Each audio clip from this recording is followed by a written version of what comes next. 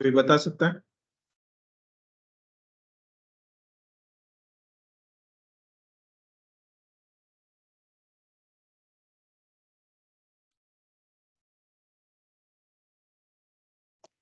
भगवत गीता पढ़ने का परिणाम जो है वो उसके बारे में हमने पढ़ा था कि धर्म के आधार पर जीवन जीना ये एक परिणाम है। तो वो आपने कोई नंबर्स दिए थे शायद। उसके बाद में हमको पढ़ना था भगवत धाम के बारे में, अभी हमको पढ़ना है कि भगवत धाम हाँ कैसे वगैरह हाँ सब। बराबर। हाँ, कहाँ तक पढ़ा था बराबर है कि अभी हमको जो शुरू करना है वो भगवत धाम के बारे में। उससे पहले क्या बनाया बताया आपने? मैं उतना अच्छे से सुन नहीं पाया। वो भगवत गीता पढ़ने के परिणाम तक हम आगे। हाँ हाँ, उसके परिणाम क्या होते, बराबर। तो हमने देखा कि क्या थे भगवत गीता पढ़ने के परिणाम। प्रकृति के गुणों के अनुसार हम अलग अलग मतलब राजसिक तामसिक और सात्विक कर्म करते रहते हैं। पर धर्म के आधार पर अगर जीवन जीना ये भगवत गीता का एक परिणाम होगा। तो मतलब ये सारे गुण जो है त्रिगुण ये भौतिक जगत में है, पर अगर हम लोग भगवत गीता पढ़ते हैं तो इसका परिणाम ये होगा कि हम लोग धर्म के आधार पर जीवन जी सकते हैं। बराबर। हरे कृष्ण। तो बराबर है, जो आखिरी पॉइंट था वो बताया। मैं शॉर्ट में ये जो भगवत गीता के परिणाम है वो थोड़ा रिवाइज करता हूँ, दो तीन पैराग्राफ जो था वो। तो वहां पे जो ये भगवत गीता पढ़ के क्या होना चाहिए, है ना? तो वो प्रभुपाद यहाँ पे बताते हैं भूमिका में। तो प्रभुपाद बोलते हैं कि वहाँ बहुत सारे उदाहरण है ना? जो कि भगवत गीता में दिए हैं। तो वो बताते हैं कि हमको सिखाते हैं कि जो हमको निर्धारित किया है, जो हमने ईशोपनिषद में पढ़ा था, वही सिद्धांत यहाँ पे बता रहे हैं कि वो हमको जो निर्धारित किया गया है वही हमको लेना है, वही इस्तेमाल करना है, और बाकी का जो है वो भगवान का है समझ के उसको हमको अम, उसके उसका बारे में हमको सोचना नहीं है। जो कि हमारी संपत्ति नहीं, हमारे हमको जो निर्धारित किया नहीं है ना, उसके बारे में हमको सोचना नहीं। तो ऐसे भगवत गीता में बताया प्रभुपाद बोलते हैं। और ये भगवत गीता जो है ये क्या है कि अर्जुन पहले ये भगव युद्ध करने के लिए रेडी नहीं था। भगवत गीता पढ़ने के बाद उसका परिणाम क्या हो गया? वो भगवत गीता के 18वें अध्याय में बोलता है, करिष्ये वचनम तव, है ना? कृष्ण को बोलता है। तो मतलब करिष्ये वचनम मतलब मैं करूंगा, है ना? तुम्हारे जो शब्द है ना? तो तुमने जो ऐसे बोला है तो वैसे मैं सब कुछ करूंगा।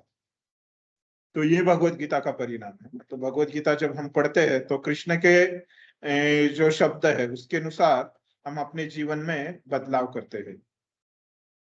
और ये भगवत गीता शास्त्र है जो ये, और ये शास्त्र किसके लिए है? मनुष्य के लिए है, वो बात बोलते हैं। तो जो मनुष्य ने अपने जीवन का जो ध्येय है, उद्देश्य है, उसको समझ में आना चाहिए। और ये भगवत गीता में क्या बोला है, हमको जीवन कैसे जीना है, हमको एक दिशा दी है यह शास्त्र में, एक जीवन जीने के लिए। तो वो दिशा से हमको चलना है। तो ये परिणाम होगा, है। और फिर और ये प्राणी ऐसे नहीं कर सकते, प्रभुपाद बोलते हैं। जैसे अगर प्राणी को कोई मारेगा तो वो पूछता नहीं कि मुझे क्यों मार रहे हो, है। लेकिन मनुष्य पूछ सकता है। और फिर अभी माता जी ने जैसे बताया कि हम कैसे ये जो जीव है वो कैसे तीन गुणों में आते हैं। और भगवत गीता पढ़ के हमको क्या करना है? शुद्ध होना है।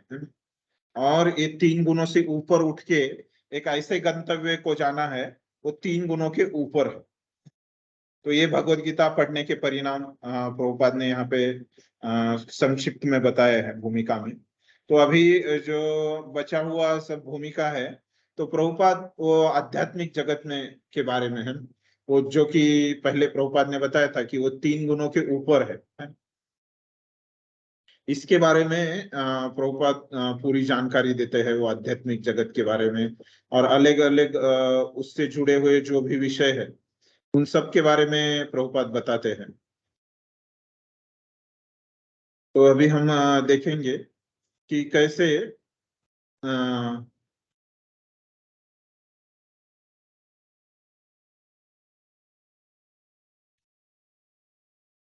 तो कहाँ से पढ़ना पड़ेगा। माधव प्रभु आए।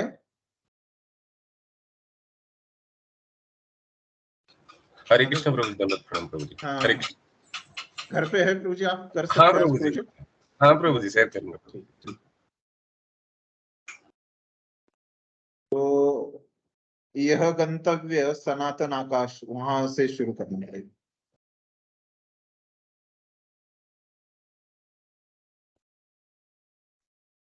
आप शेयर कीजिए।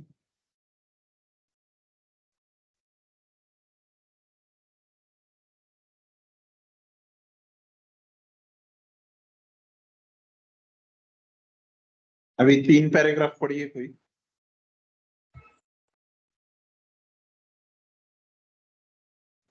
मैं पढ़ी प्रभु जी। हरि बोल। हाँ पढ़िए माता जी, पढ़िए। यह गंतव्य सनातन आकाश या नित्य चिन्मय आकाश कहलाता है। इस संसार में हम पाते हैं कि प्रत्येक पदार्थ क्षणिक है। यह उत्पन्न होता है, कुछ काल तक रहता है, कुछ गौण वस्तुएं उत्पन्न करता है, क्षीण होता है और अंत में लुप्त हो जाता है। भौतिक संसार का यही नियम है। चाहे हम इस शरीर का दृष्टांत ले या फल का या किसी अन्य वस्तु का, किंतु इस क्षणिक संसार से परे एक अन्य संसार है जिसके विषय में हमें जानकारी है। उस संसार में अन्य प्रकृति है जो सनातन है। जीव भी सनातन है और 11वें अध्याय में भगवान को भी सनातन बताया गया है। हमारा भगवान के साथ घनिष्ठ संबंध है और चूंकि हम सभी गुणात्मक रूप से एक है, सनातन धाम, सनातन ब्रह्म तथा सनातन जीव, अतएव गीता का सार अभिप्राय हमारे सनातन धर्म को जागृत करना है, जो कि जीव की शाश्वत वृत्ति है। हम अस्थायी रूप से विभिन्न कर्मों में लगे रहते हैं, किंतु यदि हम इन क्षणिक कर्मों को त्याग कर परमेश्वर द्वारा प्रस्तावित कर्मों को ग्रहण कर ले, तो हमारे ये सारे कर्म शुद्ध हो जाए। यही शुद्ध जीवन कहलाता है। परमेश्वर तथा उनका दिव्य धाम, ये दोनों ही सनातन है और जीव भी सनातन है। सनातन धाम में परमेश्वर तथा जीव की संयुक्त संगति ही मानव जीवन की सार्थकता है। भगवान जीवों पर अत्यंत दयालु रहते हैं क्योंकि वे उनके आत्मज हैं। भगवान कृष्ण ने भगवद गीता में घोषित किया है, सर्व योनिषु अहम बीज प्रदः पिता, मैं सबका पिता हूँ। निस्संदेह अपने अपने कर्मों के अनुसार नाना प्रकार के जीव है, लेकिन यहाँ पर कृष्ण कहते हैं कि वह उन सबके पिता है। अतएव भगवान उन समस्त पतित बद्ध जीवों का उद्धार करने तथा उन्हें सनातन धाम वापस बुलाने के लिए अवतरित होते हैं, जिससे सनातन जीव भगवान की नित्य संगति में रहकर अपनी सनातन स्थिति को पुनः प्राप्त कर सके। भगवान स्वयं नाना अवतारों के रूप में अवतरित होते हैं या फिर अपने विश्वस्त सेवकों को अपने पुत्रों, पार्षदों या आचार्यों के रूप में इन बद्ध जीवों का उद्धार करने के लिए भेजते हैं। अतएव सनातन धर्म किसी सांप्रदायिक धर्म पद्धति का सूचक नहीं है। यह तो नित्य परमेश्वर के साथ नित्य जीवों के नित्य कर्म धर्म का सूचक है, जैसा कि पहले कहा जा चुका है। यह जीव के नित्य धर्म वृत्ति को बताता है। श्रीपाद रामानुजाचार्य ने सनातन शब्द की व्याख्या इस प्रकार की है, वह जिसका न आदि है और न अंत, अतएव जब हम सनातन धर्म के विषय में बातें करते हैं तो हमें श्रीपाद रामानुजाचार्य के प्रमाण के आधार पर यह मान लेना चाहिए कि इसका न आदि है न अंत। हरे कृष्ण। हरे कृष्ण। धन्यवाद माता जी। तो अभी यहाँ पे जो बताया है कि प्रभुपाद बता रहे हैं कि वो सनातन धाम क्या है ना, जहाँ पे भगवत गीता पढ़ने का परिणाम है कि हम वहां पे जा सकते हैं ना। वहां पे भगवत गीता में कुछ मार्गदर्शन दिया है, तो कुछ दिशा दी है ना। और वो दिशा से अगर हम चलेंगे, भगवत गीता जो शब्द बताए हैं, तो हमारा गंतव्य क्या होगा? वो सनातन आकाश है, जहाँ पे पहुंचने के बाद हम लोग वापिस नहीं आएंगे हैं। तो प्रभुपाद अभी उसके बारे में और जानकारी दे रहे हैं कि कैसे अभी हमको वो तो सनातन आकाश के बारे में पता नहीं है ना। अभी तो हमको क्या पता है कि हमारे आजू बाजू में क्या है ना, हम कहाँ पे है ना। ये सब चीजें हमको पता है। और ये क्या है? सब चीजें भौतिक है ना। हमारा शरीर भी भौतिक है, जो कि पंच महाभूतों से बना है ना। तो अभी हमको भौतिक के बारे में पता है। तो अभी पहले प्रभुपाद वहां से शुरू कर रहे हैं ना, जो हमको पता है वहां से हमको समझा रहे कि जो हमको पता नहीं है। तो अभी हमको क्या पता है? ये भौतिक है। तो उसके बारे में प्रभुपाद बोलते हैं कि ये सब जो भौतिक है वो क्या है? सब क्षणिक है, सब टेम्पररी है, ऐसे प्रभुपाद समझाते हैं। ये संसार सब संसार है वो क्षणिक पदार्थों से बना हुआ है। मतलब ये संसार भौतिक है, भौतिक जगत के बारे में बता रहे हैं प्रभुपाद। तो क्या रहता है ये क्षणिक? मतलब क्या रहता है? मतलब इसका जन्म होता है, कुछ समय ये रहता है, फिर ये कुछ प्रजनन करता है, कुछ चीजें इससे उत्पन्न होती है, फिर ये क्षीण होता है, और फिर बाद में इसका नष्ट हो जाता है या मृत्यु हो जाता है। तो ये क्षणिक है। मतलब हमेशा ये बदल जो रहता है, वो बदल क्या है? पूरा स्थायी है। एक ही चीज जो स्थायी है भौतिक जगत में, वो है बदल। सब कुछ चीजें ये सतत रूप से बदलती रहती है। आज है तो कल नहीं है। हम देखते हैं कि हमारे आसपास जितने लोग रहते हैं है ना, सब ठीक रहते हैं। कभी कभी तो ऐसे होता है कि हम बैठे एक साथ है ना, और कुछ लिया, जलपान किया है, और फिर बाद में एक दो घंटे बाद पता चलता है कि वो नहीं रहे है ना। तो सब कुछ क्षणिक है। कुछ भी हम बोल नहीं सकते कि ये टिकेगी है ना। लंबे समय के लिए ये चीज टिकेगी। तो हमेशा चीजें बदलती रहती है। वही ये भौतिक जगत का, ये संसार का यही विशेषता है। तो हम देखते हैं, लेकिन इसके बारे में हम कभी गौर नहीं करते, कभी सोचते नहीं है ना। तो इसलिए प्रभुपाद हमको वो समझा रहे कि हम तो देखते रहते हैं कि सब कुछ ये जो है क्षणिक है, चीजें हमारे आजू बाजू की है, लेकिन यहाँ पे सब कुछ क्षणिक है। तो लेकिन एक जगत है ना, वहां पे सब कुछ शाश्वत है। तो जिसका जो अनादिकाल से चलती आ रही है ना, ऐसे भी जगत है। जैसे इस जगत में सब कुछ चीजें क्षणिक है ना, तो ऐसे भी जगत एक है जहाँ पे सब कुछ जो चीजें का जन्म मृत्यु जरा व्याधि ऐसे कुछ नहीं होता वहां पे है। तो वो कहाँ है?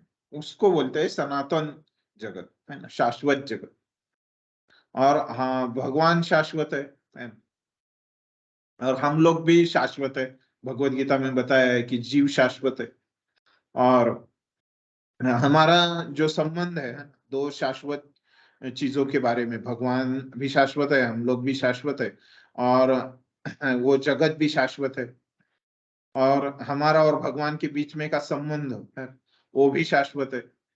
तो पूरे प्रभुपाद यहाँ पे बता रहे हैं कि जो पूरे भगवत गीता का जो उद्देश्य है ना, तो ये हमारे और भगवान के बीच में जो शाश्वत संबंध है ना, यही हमारा क्या है? हमारा शाश्वत धर्म यही है ना। अब इसको ही सनातन धर्म बोलते हैं। जो हम सनातन धर्म क्या बोल रहे हैं? तो ये सनातन धर्म क्या रहता है कि हम और भगवान के बीच में जो संबंध है उसकी स्थापना करना है ना, जो हम खो जाते हैं जब एक क्षणिक संसार में, ये भौतिक जगत में हम लोग जब आते हैं, तब ये संबंध हमारा टूट जाता है ना। जो हमारा जो चेहरा रहता है वो आध्यात्मिक जगत में कैसे रहता है, भगवान के सामने रहता है, एकदम आमने सामने, है ना। तो जब हम संसार में आ जाते हैं तो क्या हो जाता है, हम विमुख हो जाते हैं, है ना। हमारा मुख जो है वो उसका दिशा हम बदल देते हैं। तो फिर क्या हो जाता है, हमारा संबंध भी, सनातन संबंध जो है, सनातन धर्म है, उसका हम पालन नहीं करते। लेकिन यहाँ पे एक क्षणिक संसार में ये रह के भी हम क्या कर सकते हैं, भगवत गीता पढ़ के हम जान सकते हैं कि जो हमारा शाश्वत संबंध है भगवान के पास साथ में, तो वो हम जोड़ सकते हैं। तो उसको ही सनातन धर्म बोलते हैं शास्त्रों में। और वही हमारा क्या है कि प्रमुख व्यवसाय है, प्रमुख अपना कर्तव्य है। हम देखते हैं कि हम इस संसार में कैसे अलग अलग क्षणिक चीजों में लगे हुए हैं, और इसको हम ये छोड़ के हमको क्या है, शुद्ध बनना है। तो ये भी भगवत गीता में बताया है कि कैसे हमको ये संसार की जो चीजें है इनसे मतलब ये क्षणिक जो चीजें हैं, तो इनकी वजह से हम ये क्षणिक कर्मों में लगे हुए हैं, है ना। और यहाँ से जब हमको जो सनातन चीजें हैं, जो सनातन जगत में है, उनके कर्मों में हम कैसे लगेंगे, है। ये भी हम भगवत गीता पढ़ के हमको समझेगा कि हम क्षणिक कर्मों से सनातन कर्मों में कैसे हम जो बदल है वो हम करेंगे। तो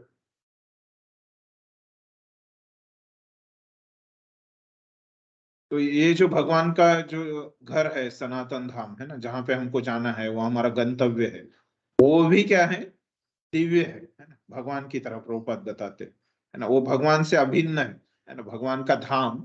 और भगवान अभिन्न है, भगवान का नाम भी अभिन्न है, भगवान की लीलाएं भी अभिन्न रहती। तो फिर बाद में बताते हैं कि जो हमारे अलग अलग कर्म है ना, सब जीवों के अलग अलग कर्म है, लेकिन भगवान चाहते हैं कि हम लोग वहां पे आए, है ना। तो इसलिए क्या करते हैं, वो खुद यहाँ पे आ जाते हैं, एक क्षणिक संसार में अवतार लेके वो खुद यहाँ पे आते हैं। और सब जीवों को जो सनातन धाम है वहां पे लेके जाने के लिए वो जो पद्धति है ना, जो एक प्रक्रिया रहती है सनातन, जो हमको भगवत गीता में हमको वो प्रक्रिया के बारे में सीखने को मिलेगा। तो ऐसे ही वो प्रक्रिया को हम क्या बोलते हैं, भक्ति, है ना। जो यहाँ से हमको क्षणिक जगत से सनातन जगत में स्थानांतरित करता है, उसको हम भक्ति बोलते हैं। वो सिखाने के लिए भगवान खुद यहाँ पे आते हैं, अनेक अनेक अवतार लेके वो यहाँ पे आते हैं, वो यहाँ पे प्रकट होते हैं। तो ये सनातन जो शब्द है, तो ये कोई धर्म का नहीं है, ये कोई एक कोई फलाने फलाने ऐसे धर्म को ये दर्शित नहीं करता, ये सनातन धर्म। तो मतलब ये क्या है, तो हमारा एक शाश्वत स्वभाव है भगवान के प्रति। तो भगवान से हमारा जो संबंध है, सनातन संबंध, तो ये सनातन धर्म है ना। ऐसे नहीं कि ये कई हिंदू धर्म का है या मुस्लिम धर्म का है या क्रिश्चियन धर्म का है, ऐसे ये किसी धर्म के लिए नहीं है ना। भगवत ये जो हमारा ज्ञान है ना, ये पूरा धर्म निरपेक्ष है। सब लोगों को अभी धर्म निरपेक्षता चाहिए। तो ये किसी धर्म का ज्ञान नहीं है। तो ये क्या है, हमारा एक शाश्वत संबंध है भगवान के साथ, है। तो उसके बारे में ये ज्ञान है सनातन धर्म का, कि तो ये वेदों पे आधारित है। तो रामानुजाचार्य ये सनातन शब्द का अर्थ बताते हैं। तो वो बताते हैं सनातन मतलब क्या होता है ना। प्रश्न आ सकता है किसी को, क्या है इसका अर्थ, एग्जैक्ट अर्थ क्या है इसका। तो वो बताते हैं कि जिसकी कोई शुरुआत नहीं है और जिसका कोई अंत भी नहीं है, उसको सनातन बोलते हैं। और जब हम सनातन धर्म बोलते हैं तो हमको समझना चाहिए कि जो कहीं शुरू नहीं हुआ था, है ना। जैसे हिंदू धर्म के बारे में बताते हैं कि पहले भारत पाकिस्तान और सब एक जगह पे थे, है ना। और जब अलग हो गए तो सिंधु के नदी थी बीच में एक, तो सिंधु के इधर बोलते थे उधर सिंधु संस्कृति है, सिंधु संस्कृति है ना? और बाद में उसका अपभ्रंश होके वो हिंदू हो गया, है ना। ऐसे इतिहासकार बताते हैं। तो ये सनातन धर्म जो है, इसकी कोई शुरुआत नहीं, ये अनादि काल से, इसलिए उसको सनातन बोला। जैसे हर एक जो धर्म है ना, जो भी हम देखते हैं, तो वो उसकी एक शुरुआत होती है। तो वैसे ये सनातन धर्म की कोई शुरुआत नहीं रहती। तो एक ये सब चीजें यहाँ पे ये 3 पैराग्राफ में प्रभुपाद समझाते हैं। तो इसके ऊपर किसी को कुछ प्रश्न है अभी तक जो बोला? ठीक है, तो आगे के 3 परिच्छेद पढ़िए, कोई कौन पढ़ेगा?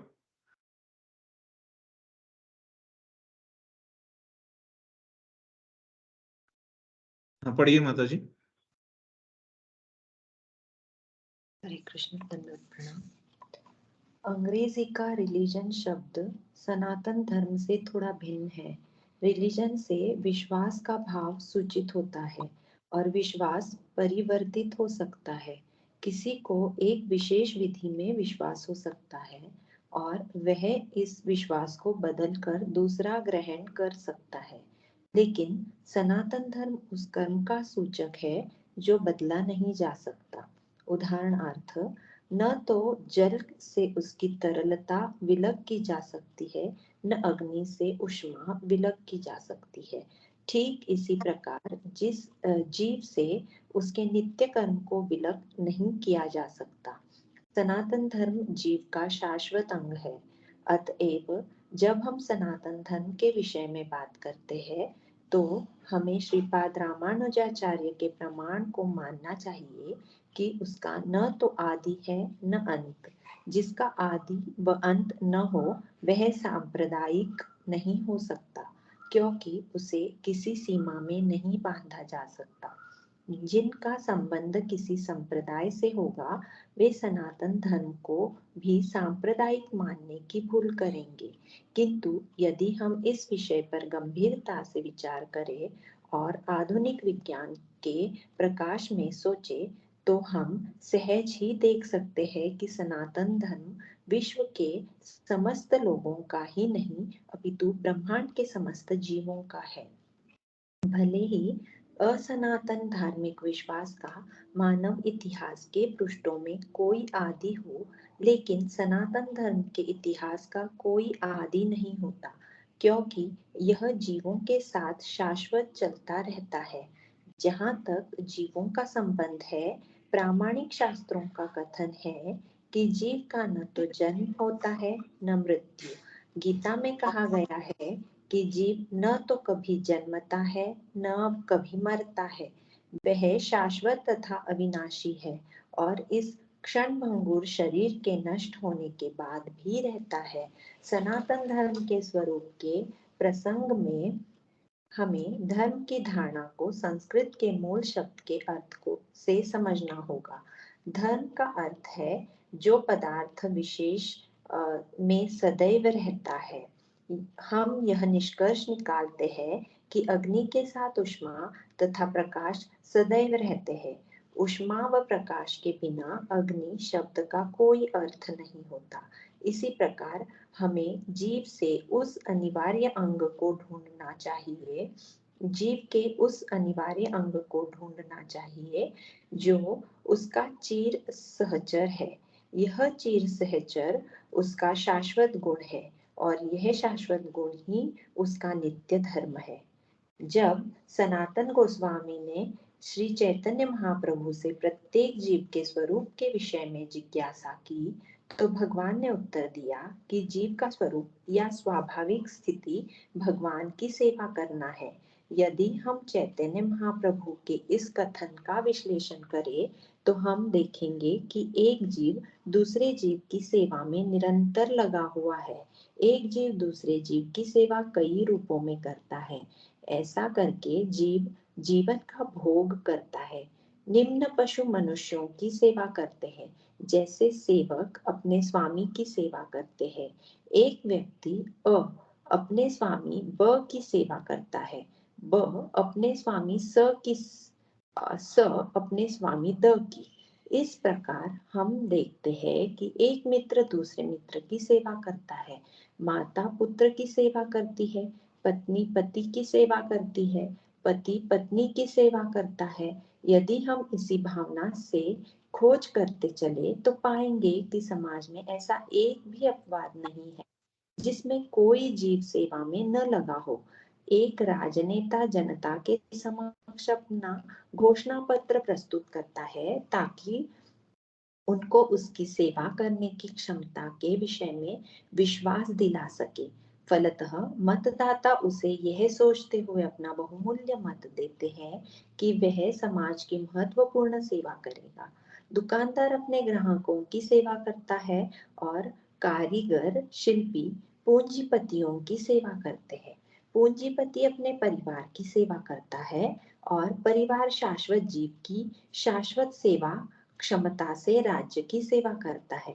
इस प्रकार हम देख सकते हैं कि कोई भी जीव अन्य जीव की सेवा करने से मुक्त नहीं है। अतएव हम यह निष्कर्ष निकाल सकते हैं कि सेवा जीव की चिर सहचरी है और सेवा करना जीव का शाश्वत सनातन धर्म है। हरे कृष्ण। धन्यवाद माता जी।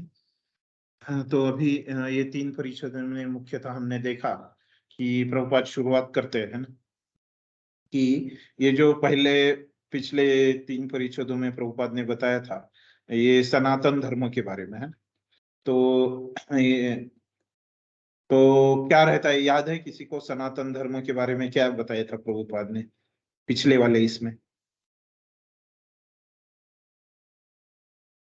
सनातन वह है जिसका आदि या अंत नहीं होता है, वह हाँ शाश्वत जगत अशाश्वत है पर हाँ सनातन जगत शाश्वत है। हाँ, बराबर है माता जी। तो ये प्रभुपाद ने समझाया था कि उन्होंने कहाँ से सीखा, श्रीपाद रामानुजाचार्य से, है ना। तो अभी प्रभुपाद यहाँ पे हमको बता रहे हैं कि इंग्लिश में भी अभी, क्योंकि इंग्लिश में लिखी है प्रभुपाद ने भगवत गीता, है। तो अगर ये सनातन धर्म प्रभुपाद ने जो इंग्लिश उनका जो भगवत गीता है, Bhagavad Gita as it is है ना, तो उसमें भी ये सनातन शब्द वैसे, सनातन धर्म शब्द वैसे के वैसे किया है ना। ऐसे नहीं कि इसका कुछ भाषांतर किया है ना। तो प्रभुपाद बोलते हैं कि ये सनातन धर्म का इंग्लिश में धर्म कोई बोल सकता है ना। सनातन धर्म ये शब्द है, इसको धर्म मतलब रिलीजन है ना। इंग्लिश भाषा में जो यहाँ पे भी ये परिच्छेद की शुरुआत करते हैं कि अंग्रेजी का रिलीजन शब्द है ना। तो अगर ये सनातन धर्म का आप इंग्लिश में भाषांतर करना चाहोगे तो प्रभुपाद बोलते हैं कि कोई शब्द ही नहीं है ना।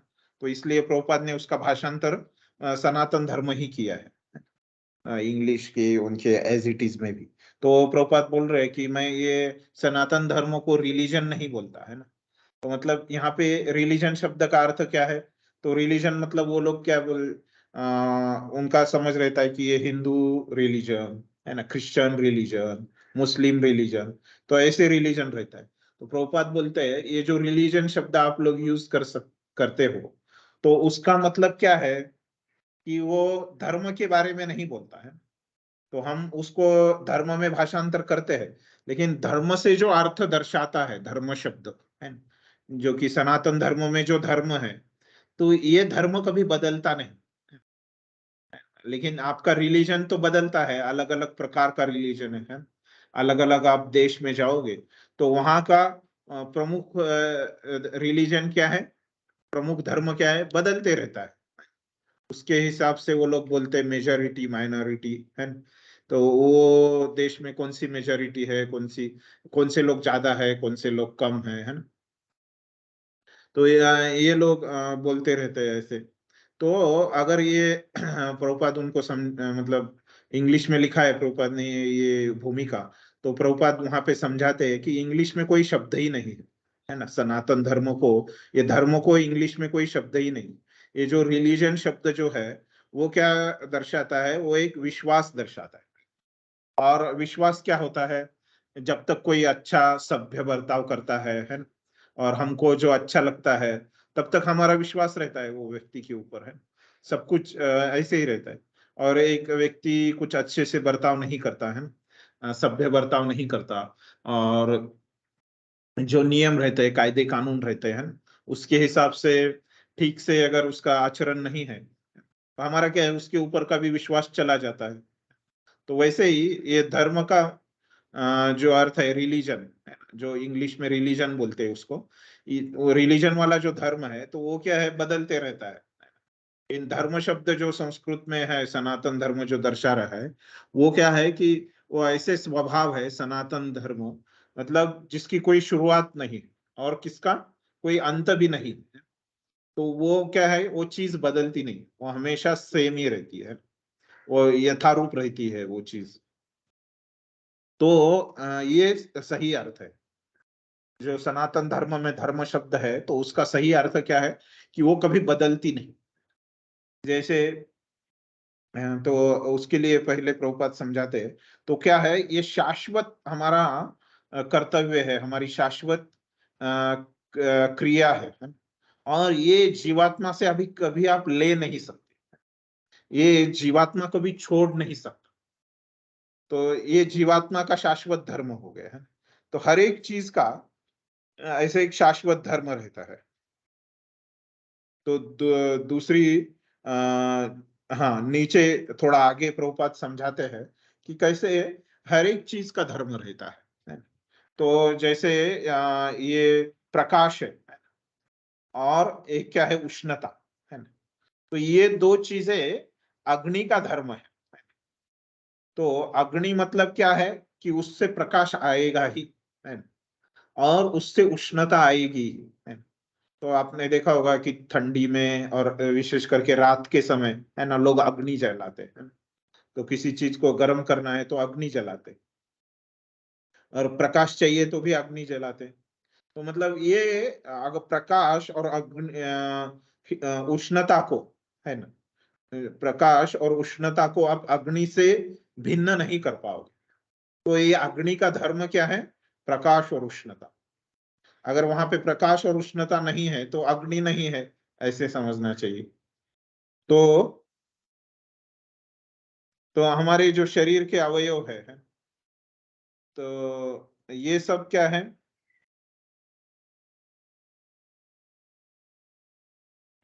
वैसे ही ये सॉरी, ये जो ये जो अग्नि है उसका धर्म क्या है, प्रकाश और उष्णता। तो वैसे ही हाँ, ये जो जीवात्मा है, तो वो जीवात्मा का धर्म क्या है, तो जीवात्मा का क्या धर्म है, तो प्रभुपाद बोलते हैं, तो वो जो धर्म है उसको स्वरूप बोलते हैं। और प्रभुपाद बोलते हैं जो जीवात्मा का शाश्वत धर्म है वहां पे, तो वो क्या है कि भगवान की सेवा में, है ना, भगवान का जीवेर स्वरूप हवे कृष्णेर नित्यदास। चैतन्य महाप्रभु ने चैतन्य चरितामृत में बोलता है कि भगवान की सेवा करना ये जीवात्मा का धर्म है। किसी की भी सेवा करना ये जीवात्मा का धर्म नहीं है, केवल भगवान की सेवा करना ये जीवात्मा का धर्म है, ये प्रभुपाद बताते हैं। और अभी ये बस मैं थोड़ा आगे गया था, तो तो अभी बताता हूँ। तो ये शाश्वत धर्म है ना। तो फिर से प्रभुपाद यहाँ पे रामानुजाचार्य का संदर्भ लेते हुए कहते हैं कि, तो वो उन्होंने बताया कि सनातन मतलब ये जिसकी कोई शुरुआत नहीं है और कोई अंत नहीं है। और एक बताया उन्होंने कि ये सनातन धर्म कोई सांप्रदायिक नहीं है ना, कोई संप्रदाय नहीं है, नया कुछ नहीं, ये शाश्वत है, तो अनादि है। ये कोई धर्म ये कोई धर्म का नहीं है, संप्रदाय का नहीं है, मतलब कोई धर्म का नहीं है। जैसे अलग अलग जो धर्म रहते हैं, हिंदू मुस्लिम सिख ईसाई, है ना। तो ये सब ये धर्मों को, ये धर्मों में नहीं है, ये मतलब ये वो संप्रदाय में नहीं है। ये क्या है, रियल मतलब जो सही में वास्तविक धर्म है, सनातन धर्म है, जो कि शाश्वत रहता है, वो है। तो वैसे ही जो सनातन धर्म नहीं है ना, तो उसको प्रभुपाद क्या बोलते हैं कि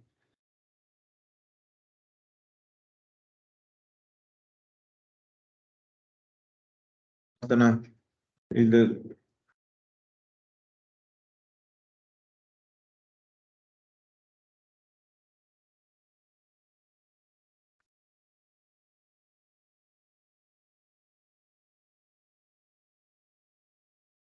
सनातन धर्म,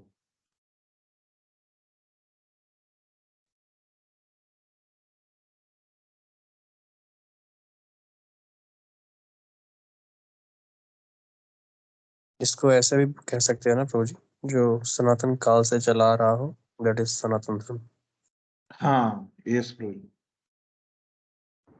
तो हरे कृष्णा। यहाँ पे शाश्वत तथा अविनाशी है। हरे कृष्ण। नहीं, ये नॉन सनातन के लिए प्रभुपाद क्या बोलते हैं, रामानुजाचार्य।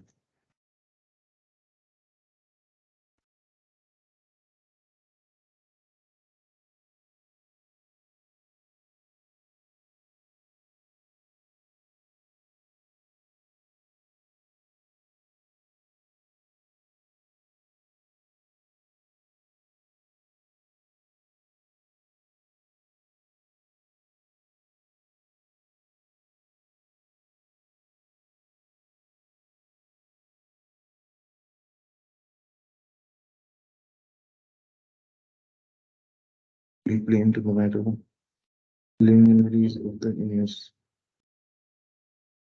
रामानुजन इसमें अभियान संबंध किसी संप्रदाय से संप्रदाय नहीं भूल करेंगे। हाँ असनातन है, तो प्रभुपाद बोलते असनातन, सांप्रदाय तो भले ही असनातन धार्मिक विश्वास है, तो ये चाहिए था। तो ये जो असनातन जो विश्वास है, तो वो क्या रहता है, वो इतिहास में उसकी कुछ शुरुआत होती है ना? लेकिन सनातन में ऐसे नहीं होता, ये बात बताते हैं, असनातन शब्द यूज करते हैं वहां पे प्रभुपाद। तो ये जो जीव है, तो वो उनका क्या होता है, भगवत गीता के अनुसार उनका जन्म भी नहीं होता, मरण भी नहीं होता है। तो जीव शाश्वत है और भगवत गीता में उसकी पुष्टि की गई है। तो प्रभुपाद बोलते हैं कि वैसे ही जो धर्म शब्द है वो क्या है कि जो भी बदलता नहीं है, वो वस्तु का वो क्या रहता है, उसके साथ वो शाश्वत रहता है, वो कभी बदलता नहीं, उसको धर्म बोलते हैं। और हमने देखा कि कैसे जो प्रकाश और उष्णता अग्नि से अभिन्न है ना, ये बोलते हैं, प्रभुपाद समझाते हैं, फिर ये उसका धर्म है। फिर जीवात्मा से अभिन्न क्या है, चैतन्य महाप्रभु बताते हैं, जीवेर स्वरूप है कृष्णेर नित्य दास। तो जीवात्मा से जिसको अलग नहीं किया जा सकता, तो वो क्या है कि भगवान की सेवा में वो रहता है। तो यही भगवत गीता में भी उसकी पुष्टि की गई है। तो अभी ये जब जीवात्मा, प्रभुपाद बोलते हैं कि जीवात्मा का जो स्वभाव है भगवान की सेवा करना, लेकिन अभी वो भगवान की सेवा में नहीं रहता है, तो क्या करता है, उसका जो सेवा करने का स्वभाव है तो वो कभी नहीं बदलता। तो प्रभुपाद बोलते हैं कि वो विमान में थे है ना, तो जो विमान में जब वो प्रवास करते थे है ना, तो वो लोग है वहां पे जो आते हैं विमान में, आपको कुछ चाहिए क्या, चाय पानी चाहिए क्या, आपको कुछ चाहिए क्या। तो प्रभुपाद बोलते हैं देखो ये लोग यहाँ पे जो आ रहे हैं मुझे पूछ रहे हैं ना कि आपको क्या चाहिए क्या चाहिए, तो उनमें कितना सेवा भाव है ना? वो शांति से मुझे बैठ ही नहीं दे रहे, मेरा काम करने नहीं दे रहे, बार बार मुझे आके पूछते हैं कि आपको कुछ खाना है क्या, आपको वर्तमान पत्र चाहिए क्या, है ना, क्या चाहिए आपको, कुछ सुविधा चाहिए क्या, तो मतलब वो सबको पूछते रहते हैं। तो प्रभुपाद ऐसे उस समय भी एक बार प्रभुपाद ने बोला था कि देखो मतलब जीवात्मा कितना सेवा करना चाहता है ना, जीवात्मा कभी शांत नहीं बैठ सकता है, ये भी भगवत गीता में बोला है दूसरे अध्याय में। तो जीवात्मा हमेशा वो कुछ ना कुछ कार्य में लगा ही रहता है। अगर नहीं तो वो कुछ उसके इंद्रिय चालू ही रहते हैं। मन में तो क्या इंद्रिय भी रहते हैं चालू और मन भी रहता है ना? तो सब इंद्रिय उसके चालू रहते हैं। वो एक जगह बैठता है, ध्यान में बैठने का कोई प्रयास भी करता है कृत्रिम रूप से, है ना, तो फिर भी उसका मन चालू रहता है। तो ये जीवात्मा के जो इंद्रिय है उसको शांति से बैठने ही नहीं देते। और अभी क्या है कि वो भगवान की सेवा में लगा नहीं है, तो किसी ना किसी की सेवा करता है, क्योंकि वो उसका स्वभाव है, उसको छोड़ नहीं सकता वो। तो प्रभुपाद उसके लिए बहुत अनेकों अनेकों उदाहरण देते हैं। वो बोलते हैं कि ब की सेवा कर रहा है, ब सी की सेवा कर रहा है। तो ऐसे कोई नहीं ये दुनिया में कि जो किसी की सेवा नहीं कर रहा। तो प्रभुपाद ऐसे निष्कर्ष बहुत सारे उधर उदाहरण देते हैं, 15-20 उदाहरण देते हैं प्रभुपाद अनेक अनेक, है ना। तो कोई भी ऐसे जीवात्मा नहीं है कि जो छूटा है तो दूसरे की सेवा करने से, है ना। तो इसलिए हम निष्कर्ष लगा सकते हैं प्रभुपाद कि बोलते हैं कि जो जीवात्मा को छोड़ता नहीं है ना, तो वो क्या है, उसका जो सेवा करने का भाव है, सेवा, वो भगवान का सेवा में नहीं रहेगा, है ना।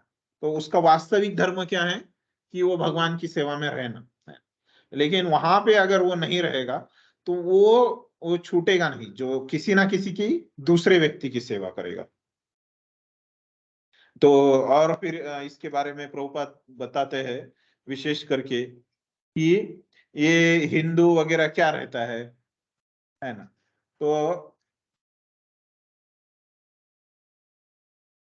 तो ये हमने पढ़ा था कि नहीं, ये हमने पढ़ा नहीं था। तो यहाँ तक समझाया है हमने जो पढ़ा हो। तो निष्कर्ष प्रभुपाद ऐसे लगाते हैं कि जो जीवात्मा रहता है वो क्या है, उसकी जो सेवा करने की प्रवृत्ति है वही वो धर्म है उसका। वो उससे हम अलग नहीं कर सकते, जैसे कि अग्नि से हम प्रकाश और उष्णता अलग नहीं कर सकते। तो इतना बताया प्रभुपाद ने। तो आगे से पढ़िए, तथापि मनुष्य, कोई पढ़िए। हरे कृष्ण। हाँ मैं पढ़ूं? हाँ पढ़िए। यस बोलिए। हरे कृष्ण। तथापि मनुष्य काल तथा परिस्थिति विशेष के प्रसंग में एक विशिष्ट प्रकार की श्रद्धा को अंगीकार करता है और इस प्रकार वह अपने को हिंदू, मुसलमान, ईसाई, बौद्ध या किसी अन्य संप्रदाय का मानने वाला बताता है। ये सभी उपाधियां सनातन धर्म नहीं है। एक हिंदू अपनी श्रद्धा बदलकर मुसलमान बन सकता है या एक मुसलमान अपनी श्रद्धा बदलकर हिंदू बन सकता है या कोई ईसाई अपनी श्रद्धा बदल सकता है इत्यादि। किंतु इन सभी परिस्थितियों में धार्मिक श्रद्धा में परिवर्तन होने से अन्यों की सेवा करने का शाश्वत धर्म वृत्ति प्रभावित नहीं होता। हिंदू, मुसलमान या ईसाई समस्त परिस्थितियों में किसी न किसी के सेवक हैं। अतएव किसी विशेष श्रद्धा को अंगीकार करना अपने सनातन धर्म को अंगीकार करना नहीं है, सेवा करना ही सनातन धर्म है। वस्तुतः भगवान के साथ हमारा संबंध सेवा का संबंध है। परमेश्वर परम भोक्ता है और हम सारे जीव उनके सेवक हैं। हम सब उनके भोग सुख के लिए उत्पन्न किए गए हैं और यदि हम भगवान के साथ उस नित्य भोग में भाग लेते हैं तो हम सुखी बनते हैं। हम किसी अन्य प्रकार से सुखी नहीं हो सकते।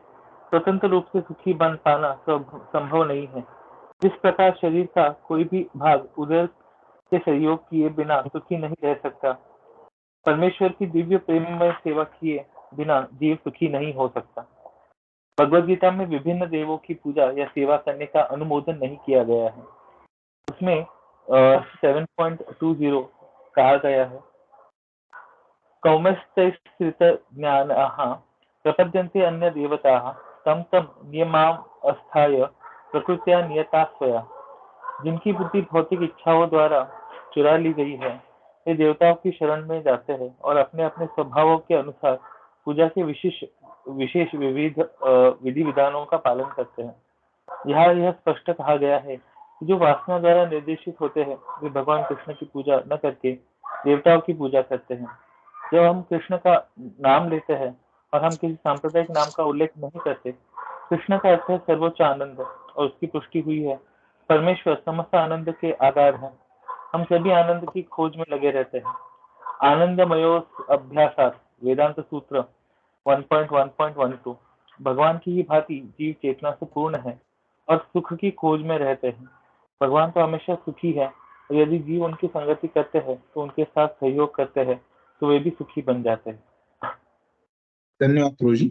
तो जैसे हमने अभी अंत में चर्चा किया था कि क्या रहता है जो जीवात्मा से हम अलग नहीं कर सकते, उसका जो स्वभाव है ना, उसका जो धर्म है, वो क्या है? ये भगवान की सेवा करना। लेकिन वो नहीं करता है तो क्या होता है कि वो किसी अन्य की सेवा करता है, लेकिन वो सेवा करना उसका स्वभाव है।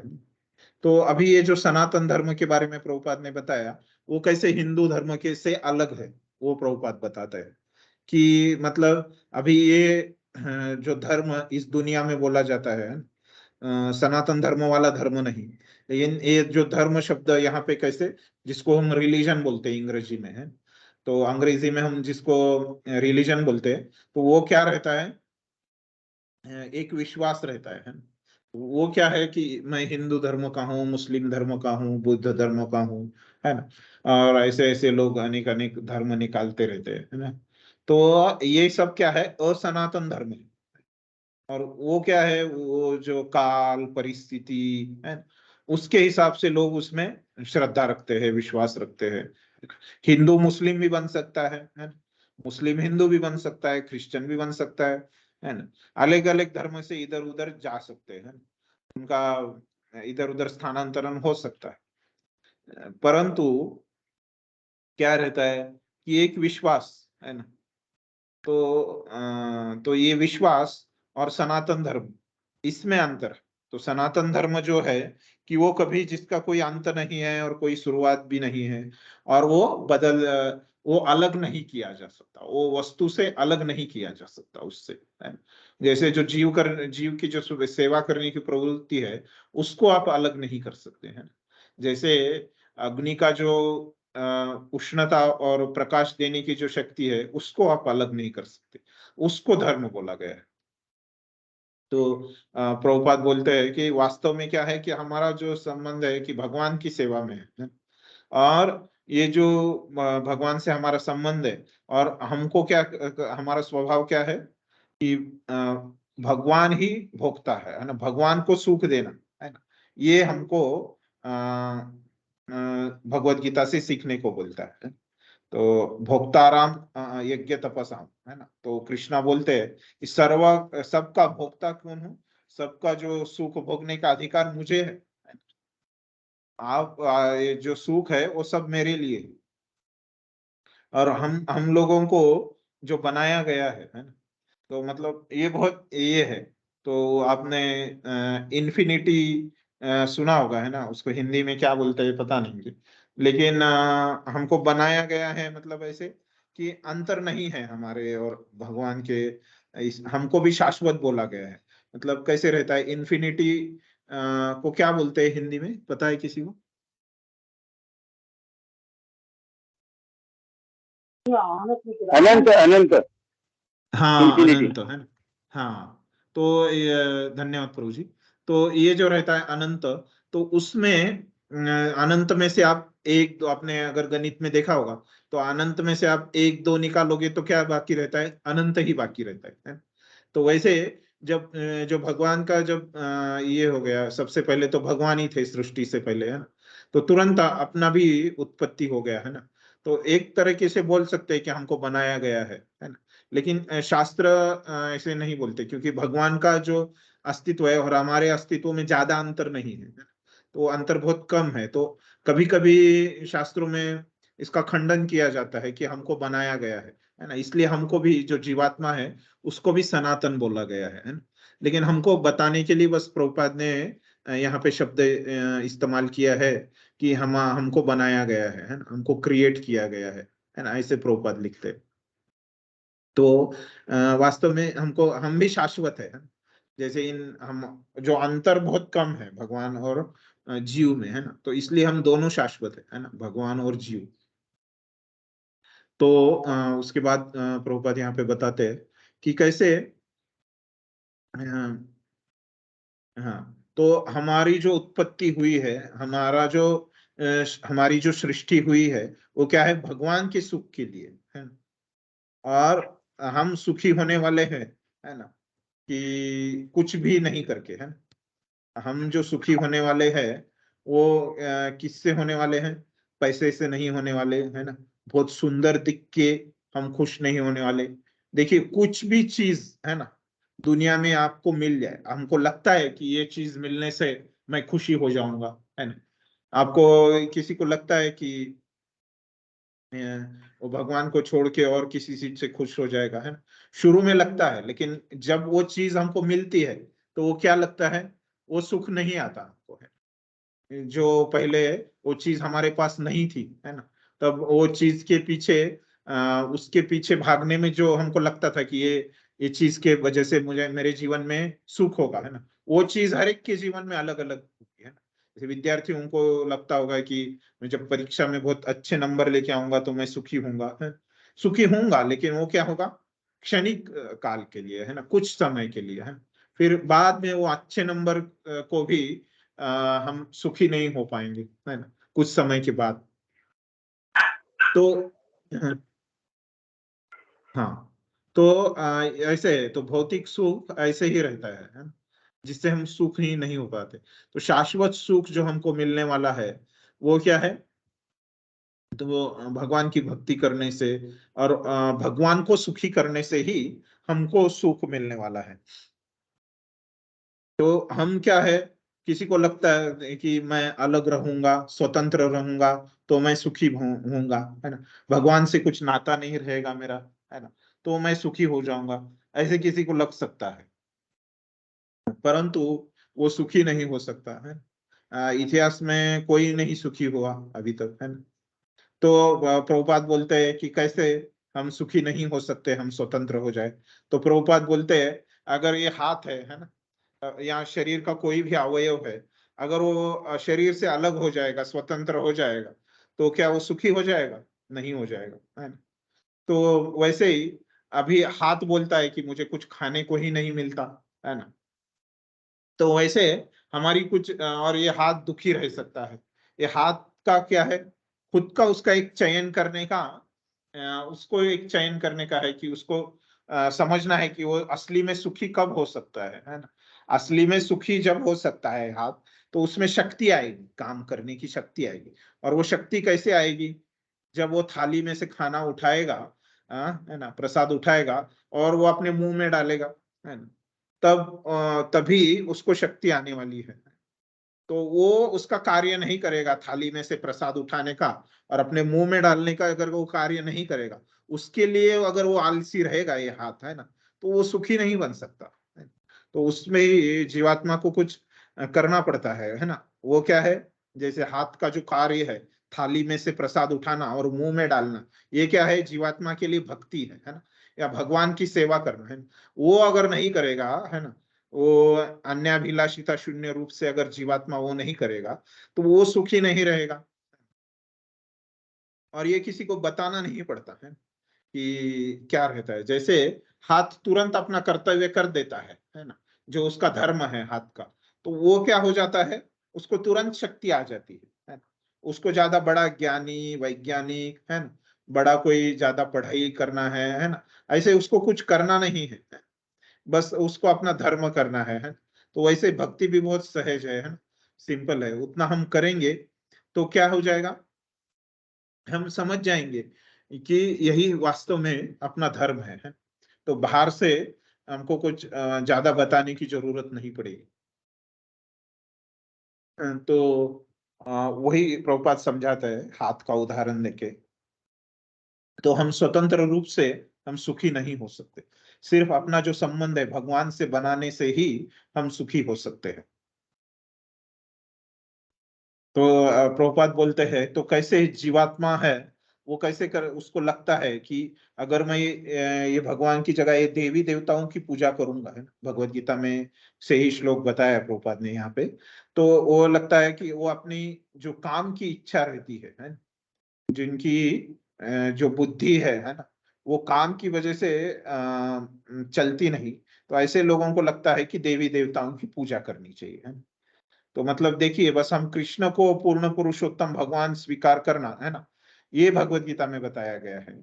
और वो बता के उनकी सेवा में रहना है, कृष्ण की सेवा में, ना कि देवी देवताओं की सेवा में, है। तो जो कुछ भी हमको चाहिए वो बस हमको कृष्ण से मांगना है, तो कृष्णा सब हमको पूरा कर देंगे। तो यही भगवत गीता में वो हमारी सब इच्छा कृष्ण पूरी कर देंगे। तो यही भगवत गीता में समझाया है। तो हम कृष्ण के नाम लेते हैं। तो कृष्ण का नाम मतलब कोई क्या है, प्रभुपाद फिर से बताते हैं कि कोई संप्रदाय का नहीं है ना। मतलब ये जो तथाकथित धर्म है, जैसे हिंदू मुस्लिम, ये और ये संप्रदाय, ये दोनों एक ही है ना। उसका जो अर्थ यहाँ पे प्रभुपाद ने है, अर्थ में दोनों एक ही है। तो ये सब जो चीजें हैं, तो वो क्या है, वो धर्म नहीं है। ये अलग अलग संप्रदाय और देवी देवताओं की पूजा करना, ये जीवात्माओं का धर्म नहीं। तो जीवात्माओं को सुख चाहिए, तो आनंदमयो अभ्यासात, ये जो उनकी सुख ढूंढने की इच्छा जो आई है, प्रवृत्ति आई है, वो भगवान से ही आई है। कि भगवान वो परम सुखी है, तो हमेशा सुखी रहते है ना। ऐसे कोई समय नहीं है जिस समय भगवान दुखी रहते हैं। तो अगर जीव भी भगवान के साथ अपना संबंध जोड़ देता है और भगवान से बस सहयोग करता है और भगवान के सानिध्य में वो अपना कुछ योगदान देता है, सहयोग देता है, तभी वो भी सुखी हो जाता है ना, भगवान की तरफ, जो कि शाश्वत काल से सुखी है ना। वैसे जीव भी सुखी हो सकता है। ये भगवत गीता से हमको सीखने को मिला। तो यहाँ तक हमने पढ़ा था। तो अभी तक कोई प्रश्न है किसी को? प्रभु जी एक प्रश्न है थोड़ा मेरा। हेलो। हाँ हाँ, बोलिए बोलिए प्रभु जी।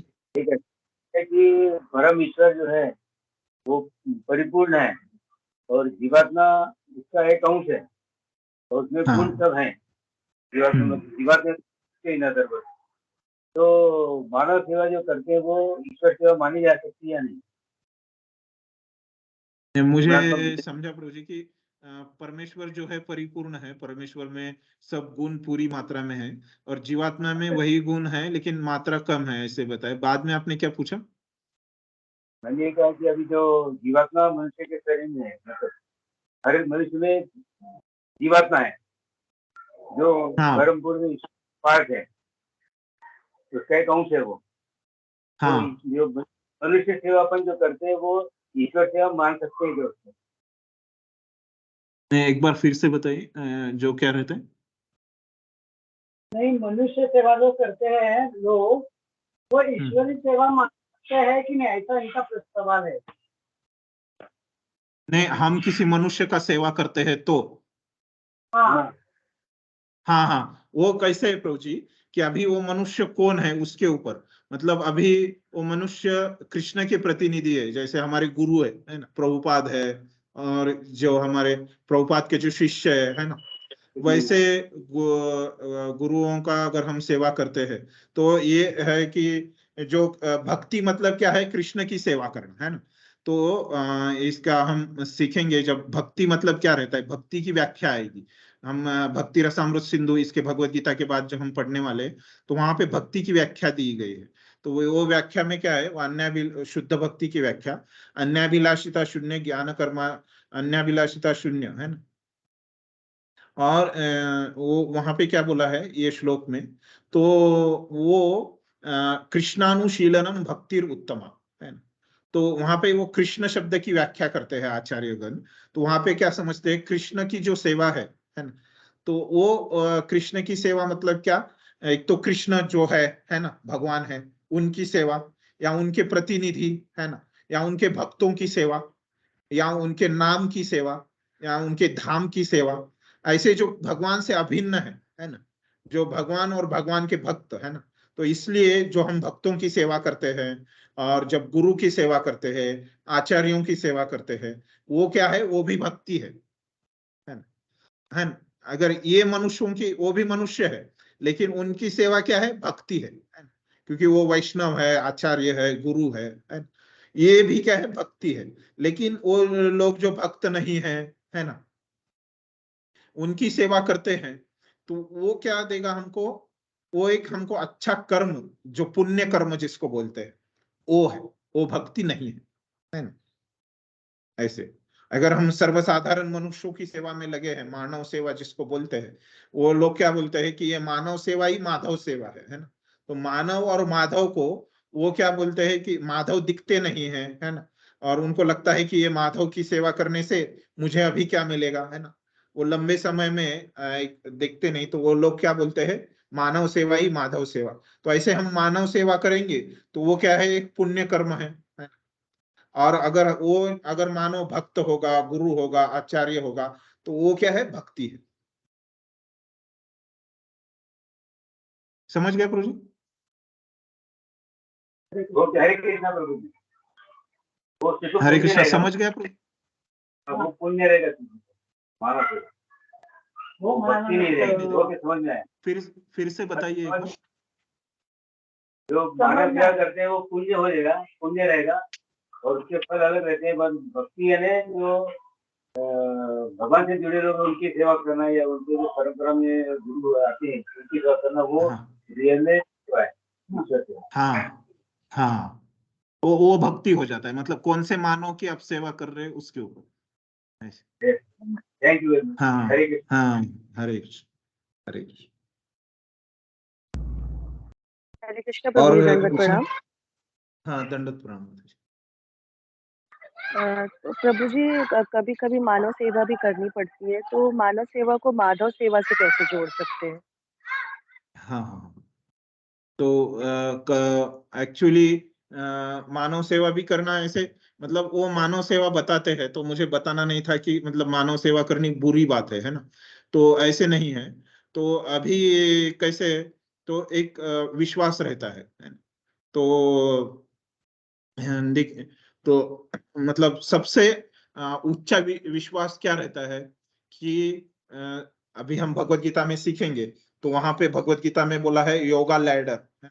लैडर मतलब सीढ़ी, है ना। तो ये भगवत गीता के जो पहले 6 अध्याय है उनका विषय यही है कि वो उसमें हमको योगा लैडर सीखने को मिलेगा, है ना। तो वो योगा की एक सीढ़ी सीखने की बोलेगी। तो सीढ़ी में क्या रहता है, तो एक ये रहता है, ऐसे बहुत सारी लकड़ियां रहती है ना। तो एक रहते ये नीचे वाली लकड़ी रहती है ना, जो सीढ़ी में ऐसे लगी हुई रहती है, ऐसी लकड़ियां रहती है ना, एक दूसरे के ऊपर, है ना। तो सबसे जो नीचे लकड़ी है ना, तो उसको क्या बोलते हैं, पशु जीवन, है ना। तो मतलब मानव लोग जो शास्त्रों को मानते नहीं, है ना, जो वेदों को मानते नहीं, है ना, वो के एकदम पशु की तरह जीवन जीते, ऐसे शास्त्रों में उनको बताया। तो इसलिए प्रभुपाद बार बार बोलते हैं कि आप कुत्ते बिल्ली की तरह मत जियो, है ना। आप गधे की तरह माफी जीवन मत करो, है ना। तो लोगों को लगता है ये प्रभुपाद बहुत ज्यादा कर रहे हैं, मेरे को गाली दे रहे हैं क्या, ऐसे किसी को लगता है। लेकिन जो शास्त्र पढ़ रहे हैं ना, वो समझ सकते हैं कि कैसे शास्त्र में उनको पशु बोला है ना, इसलिए प्रभुपाद ऐसे शब्द इस्तेमाल करते हैं। तो ऐसे ये सबसे नीचे वाला जीवन रहता है। तो उसके ऊपर रहता है कि कैसे एक कर्मकांड बोलते हैं उसको, है ना, जो वेदों को मानते हैं, है ना। तो इसकी व्याख्या आएगी आगे, है ना, बस मैं अभी स्तर बताता हूँ। तो ऐसे ही कर्मकांड रहता है ना, कर्मयोग रहता है और ज्ञान योग रहता है। तो उसमें जो रहता है कि, और भगवत गीता में भी स्तर बताए गए हैं, है ना। तो सर्वप्रथम ये भगवत गीता के 12वें अध्याय में 8 से 12 नंबर श्लोक में बोला गया है। तो अर्जुन बोलता है कि सबसे बड़ी चीज क्या है। तो कृष्ण बोलते हैं कि सबसे बड़ी चीज है कि सब कुछ अपनी मन और बुद्धि भगवान पे स्थिर करके कार्य करना भगवान के लिए, है ना। अगर अर्जुन बोलता है अगर वो किसी को पॉसिबल नहीं है ना, तो वो क्या करना है ना। तो पॉसिबल नहीं है तो क्या करना है उसको, उसको भक्ति के नियमों का पालन करना है ना। तो साधना भक्ति करना है ना।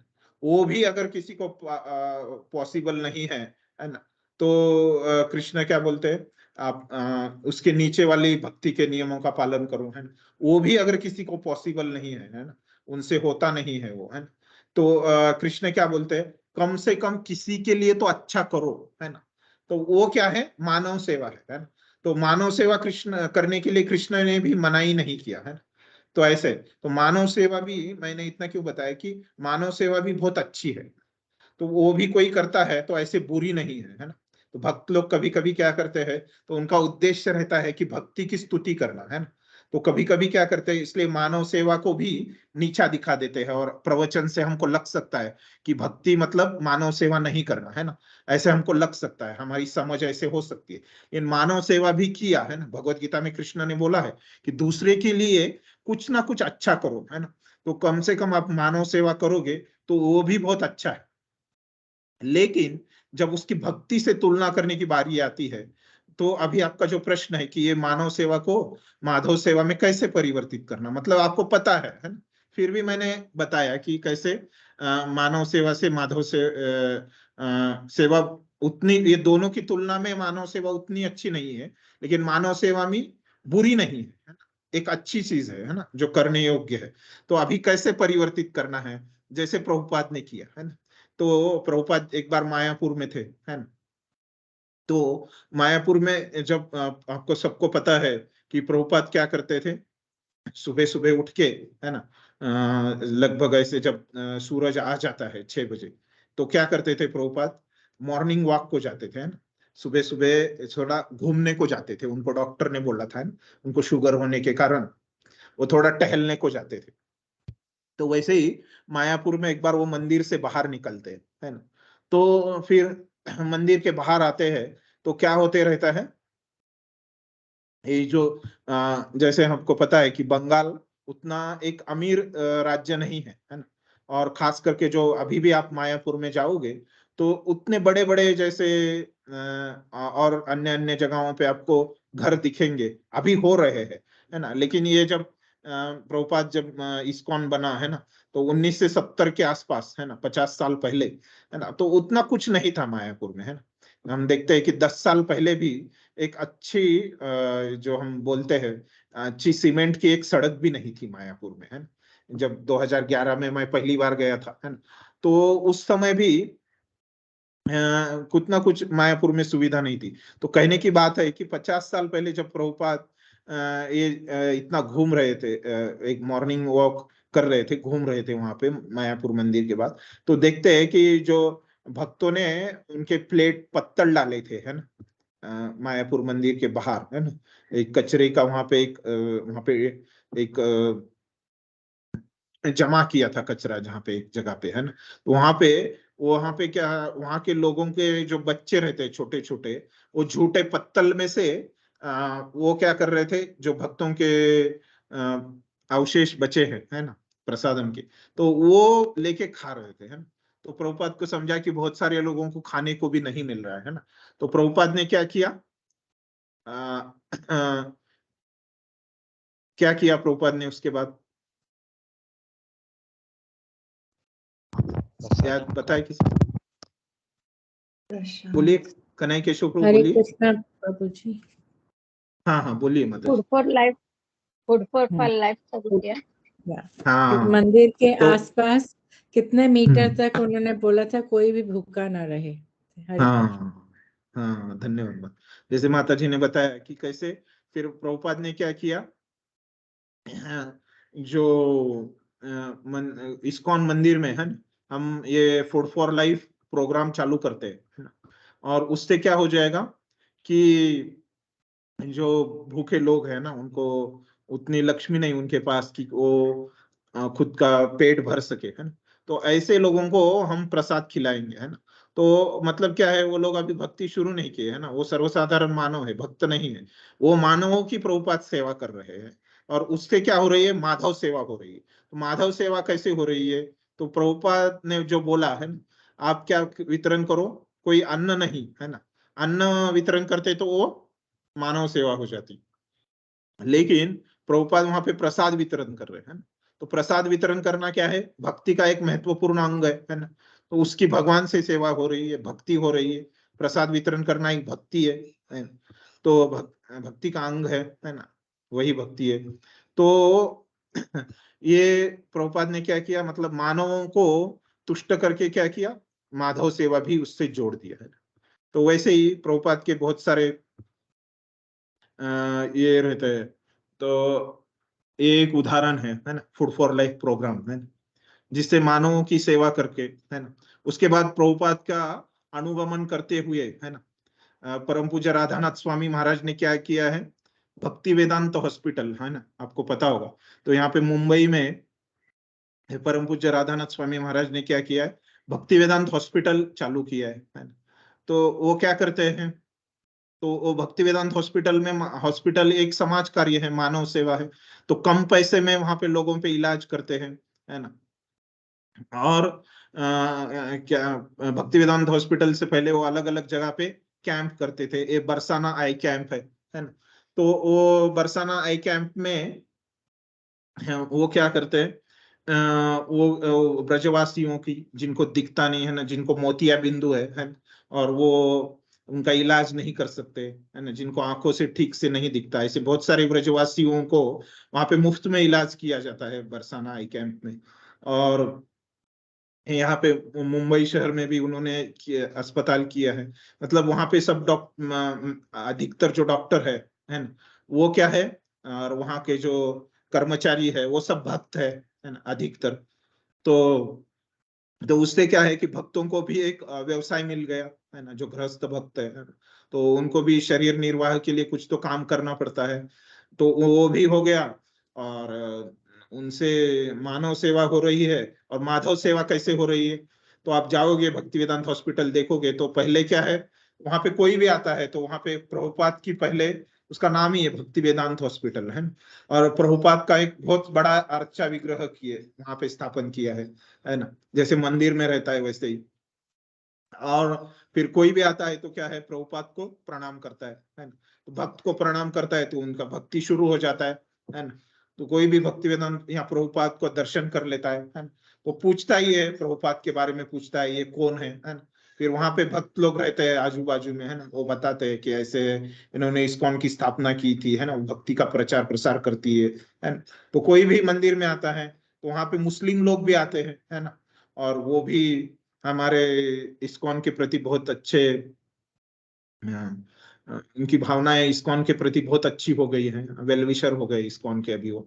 तो ऐसे ही तो आप देखोगे कि सिख लोग भी भक्त बन रहे हैं, बहुत सारे ब्रह्मचारी भी सिख है ना, निगड़ी में भी एक है।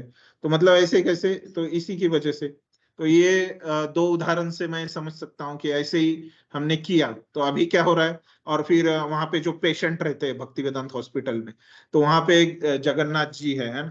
तो जगन्नाथ बलदेव सुभद्रा सुदर्शन, है ना, वो रथ के ऊपर हर एक पेशेंट के पास जाते हैं रोज, है ना। तो वो जगन्नाथ जी के उनको दर्शन मिलते हैं, उनको जगन्नाथ जी का प्रसाद मिलता है पेशेंट को वहां के। तो ऐसे उनका भक्ति होता है, माधव सेवा हो जाता है। तो ऐसे मानव सेवा को उन्होंने प्रभुपाद ने पहले हमको सिखाया है ना, कि मानव सेवा से को कैसे माधव सेवा में परिवर्तित करना। और उनके शिष्य भी ऐसे अलग अलग उनके उपक्रम निकाल के, है ना, हमको सिखा रहे हैं कि कैसे ये मानव सेवा को माधव सेवा में करना है। ठीक है माता जी। हरे कृष्णा प्रभु जी, दंडवत प्रणाम। ये समझ गया किसका Yes, प्रश्न? Prabhuji. हाँ Yes, हरे yes, कृष्ण। Prabhuji. हाँ Thank हाँ you बोलिए। so much. हाँ हरे कृष्ण बोलिए हरे माता जी।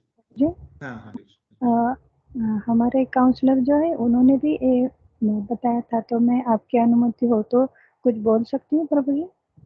हाँ हाँ हाँ बोलिए, ये अभी विषय पे है तो बोलिए। हाँ, माधव सेवा और मानव सेवा हाँ कि हाँ हाँ मानव सेवा करते हो तो वो थोड़ी देर के लिए होती है, और आज आप उसको खाना दोगे तो वो उसे कल फिर भूख लगेगी, आज आप उसको दवा दोगे तो उसे कल फिर जरूरत पड़ेगी। लेकिन जब हम माधव सेवा करते हैं तो भगवान को आप कुछ भी अर्पण करते हैं तो भगवान उसे याद रखते हैं, और हम जब मानव सेवा करते हैं तो हम कर्म बंधन में बन जाते हैं, और माधव सेवा करते हैं तो हमारे कर्म कोई ये नहीं होते। यही बताया था। थैंक यू प्रभु जी के लिए मौका दिया। हाँ बराबर। वही अभी आपने माता जी ने जो अभी बताया वो हमने थोड़ी देर पहले देखा था कि कैसे प्रभुपाद ने हमको समझाया था कि हमारा जो सेवा करने की जो प्रवृत्ति है ना, हम यहाँ पे किसी भौतिक जगत में कुछ सेवा करते हैं तो वो क्या है, क्षणिक है, और उससे हमको सुख नहीं लगता है ना। अभी थोड़ी देर पहले प्रभुपाद ने बताया था। तो यही बात है कि यहाँ पे भौतिक जगत ही क्षणिक है ना।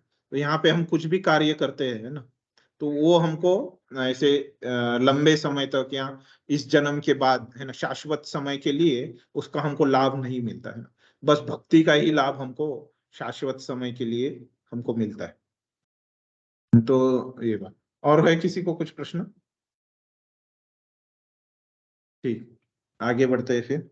आगे के पढ़िए 3 अध्याय। हरे कृष्णा, मैं पढ़ूं? मैं पढ़ूं? हाँ हाँ पढ़िए।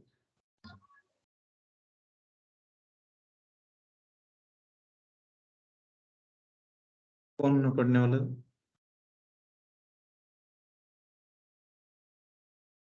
मैं पढ़ूं प्रभु जी? हाँ हाँ पढ़िए। भगवान इस मृत्यु लोक में सुख की पूर्ण अपने वृंदावन लीला प्रदर्शित करने के लिए अवतरित होते हैं। अपने गोप मित्रों के साथ, अपनी गोपिका सखियों के साथ, वृंदावन के अन्य निवासियों के साथ तथा गायों के साथ उनकी लीलाएं सुख से ओतप्रोत हैं।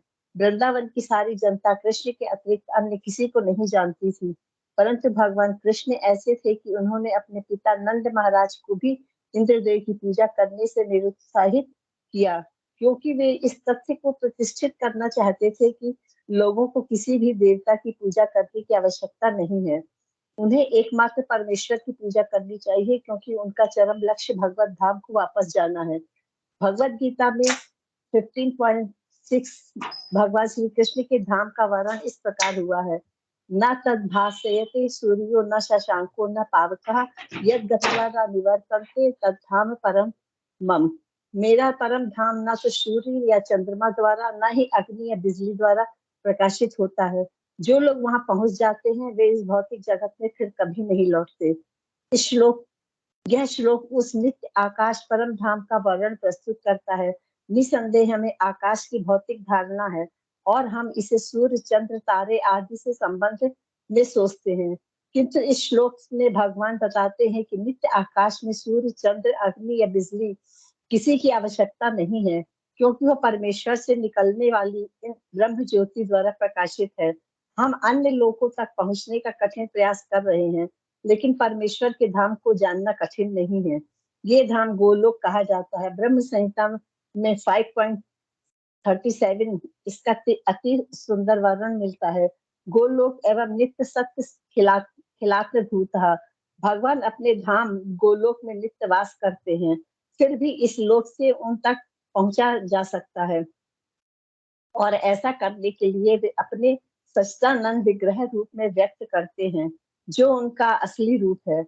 जब वे इस रूप को प्रकट करते हैं तब उन्हें इसकी कल्पना करने की आवश्यकता नहीं रह जाती कि उनका रूप कैसा है। वे चिंतन को निरुत्साहित करने के लिए ही ऐसे अवतार लेते हैं और अपने श्याम सुंदर स्वरूप को प्रदर्शित करते हैं। दुर्भाग्यवश अल्पज्ञ लोग उनकी हंसी उड़ाते हैं, क्योंकि वे हमारे जैसे बनकर आते हैं और मनुष्य रूप धारण करके हमारे साथ खेलते कूदते हैं, लेकिन इस कारण हमें यह नहीं सोचना चाहिए कि वे हमारी तरह हैं। वे अपनी सर्वशक्तिमत्ता के कारण ही अपने वास्तविक रूप में हमारे समक्ष प्रकट होते हैं और अपनी लीलाओं का प्रदर्शन करते हैं, जो उनके धाम में होने वाली लीलाओं की अनुकृतियां प्रतिरूप होती हैं। आध्यात्मिक आकाश की तेजोमय किरणें ब्रह्म ज्योति में असंख्य लोग तैर रहे हैं। यह ब्रह्म ज्योति परम धाम कृष्ण लोक से उद्भूत होती है और आनंदमय तथा चिन्मय लोक जो भौतिक नहीं है, इसी ज्योति में तैरते रहते हैं। भगवान कहते हैं कि न तत् भासयते सूर्यो न शशांको न पावकः यद गत्वा न निवर्तन्ते तद्धाम परमम्। जो इस आध्यात्मिक आकाश तक पहुंच जाता है उसे इस भौतिक आकाश में लौटने की आवश्यकता नहीं रह जाती।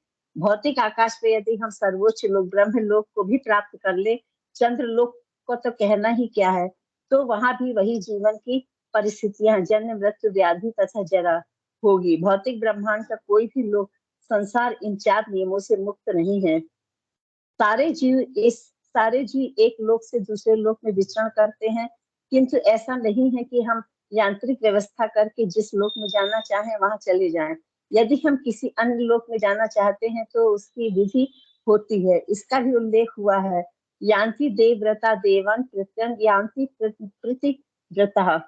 यदि हम एक लोक से दूसरे लोक में विचरण करना चाहते हैं तो उसके लिए कोई यांत्रिक व्यवस्था की आवश्यकता नहीं है।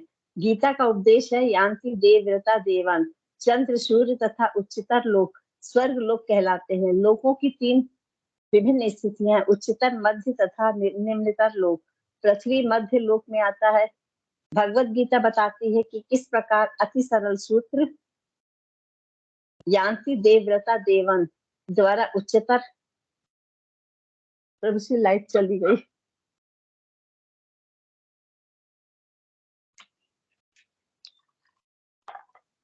प्रभु जी लाइट चली गई, यान्ति 1 मिनट। हाँ, ठीक है माता जी, ठीक है। यान्ति देव व्रता देवान द्वारा उच्चतर लोकों यानी देवलोकों तक जाया जा सकता है। मनुष्य को केवल उस लोक के विशेष देवता की पूजा करने की आवश्यकता है और इस तरह चंद्रमा, सूर्य अन्य किसी भी उच्चतर लोक को जाया जा सकता है।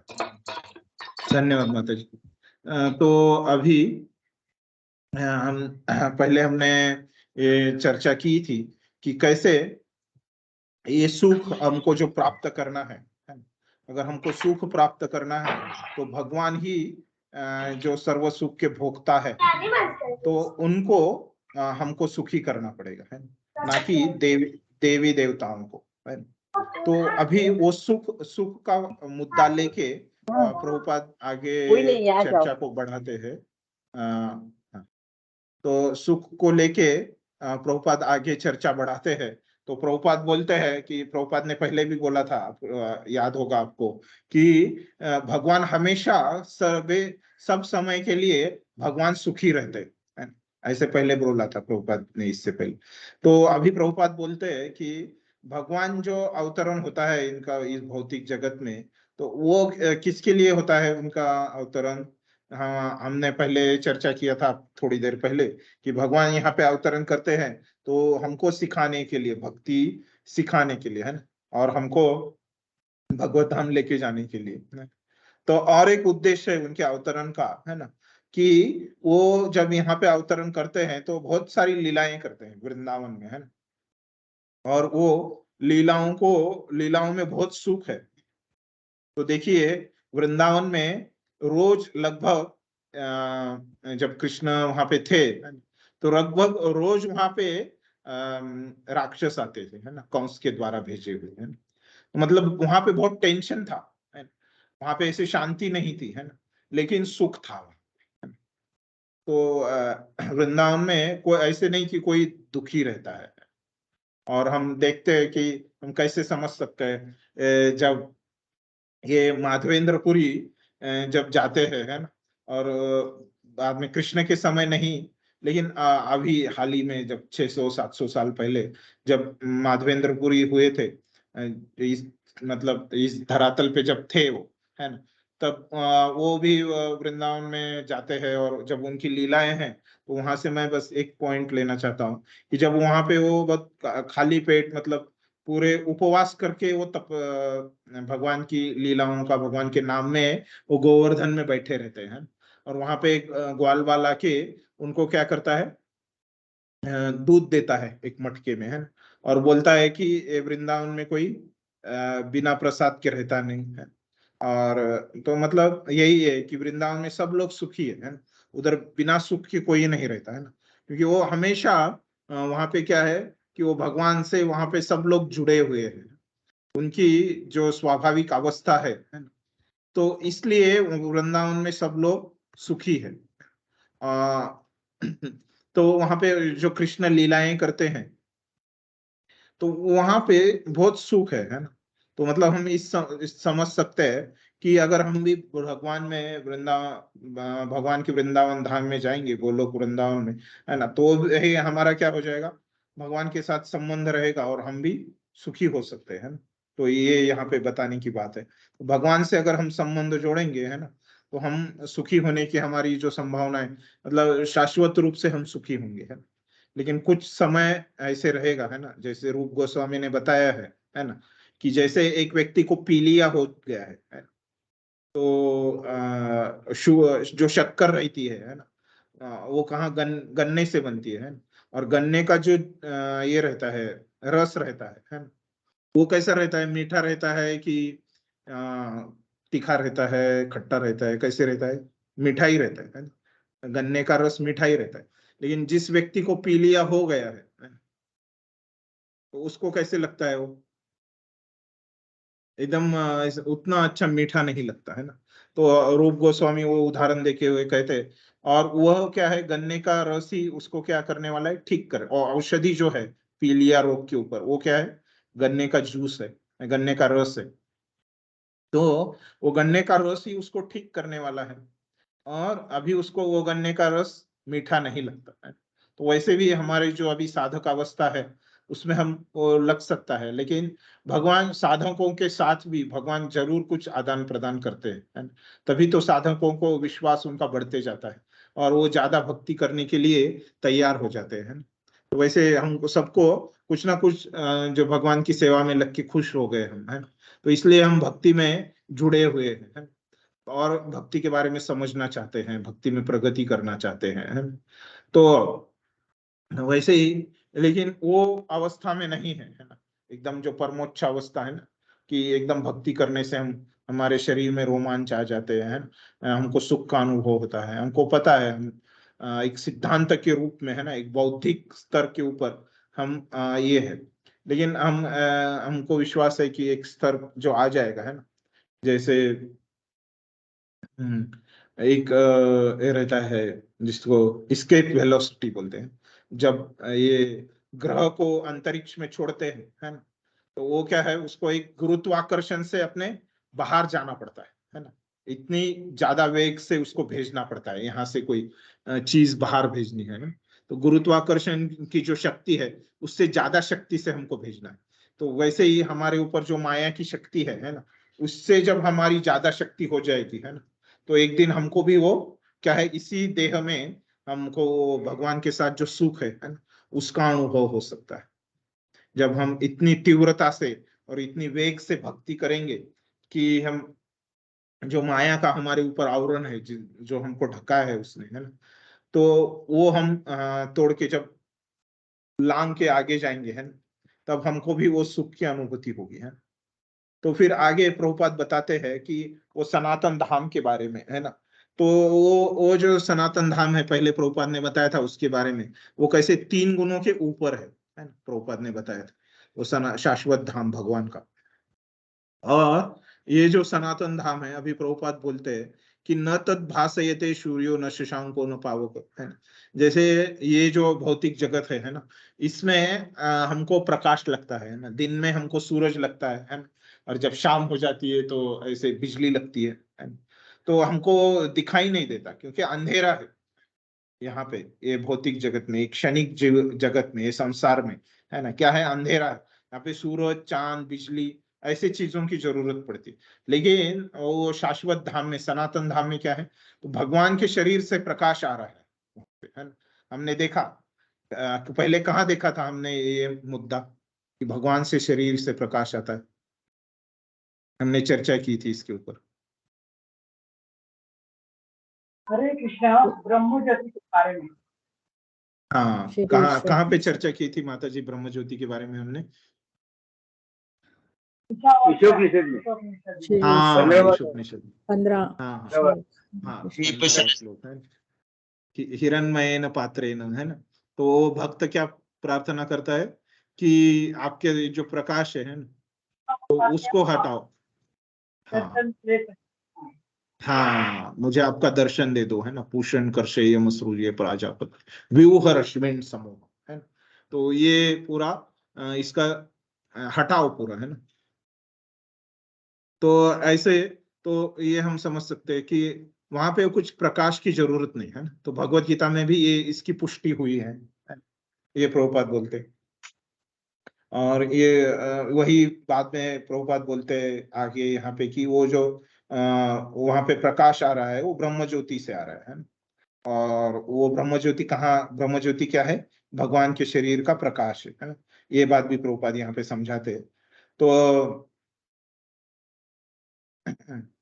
हम यहाँ पे वो भगवान के धाम में सब कुछ हम जो कर रहे हैं ना, वो वहां पे जाने के लिए वो हमारा गंतव्य है ना। और इसका जो उल्लेख आया है भगवत गीता के साथ साथ, वो कहाँ है, ब्रह्म संहिता में भी इसका भगवान के धाम का उल्लेख है। तो प्रभुपाद बोलते हैं गोलोक एव निवसति अखिलात्म भूतो। तो मतलब वो भगवान वहां पे निवसति, वहां पे रहते हैं, है ना।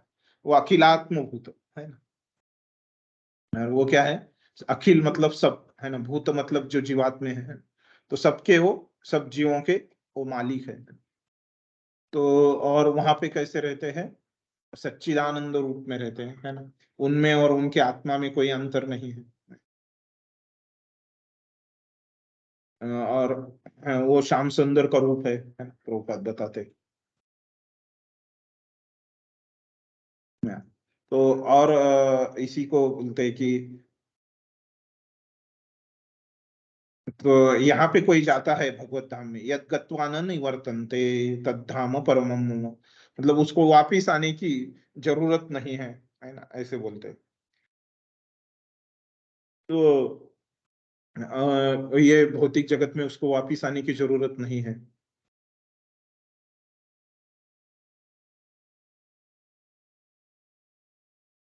तो प्रभुपाद बोलते हैं कि अभी विशेष रूप से बोल रहे हैं कि ये जो 14 भुवन है ना, ये जो भौतिक जगत है ना, तो वो ये ब्रह्मलोक है ना, जो इसका चंद्रलोक है ना, पितृलोक है ना, अलग अलग जो लोग रहते हैं, है ना, उधर हम जा सकते हैं वो लोगों पे, है ना।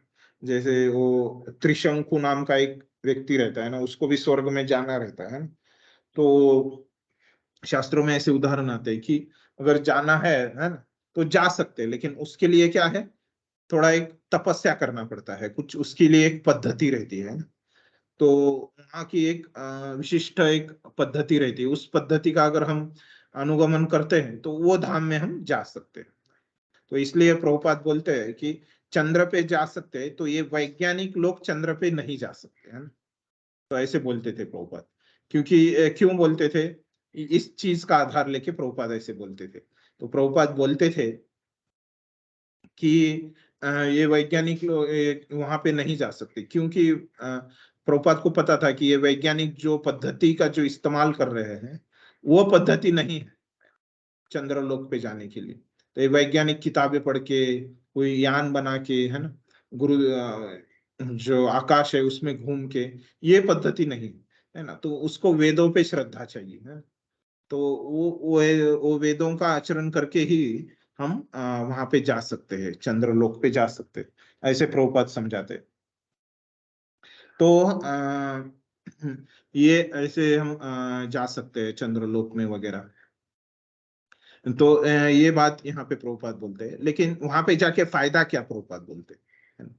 तो वहां पे फिर भी जब ये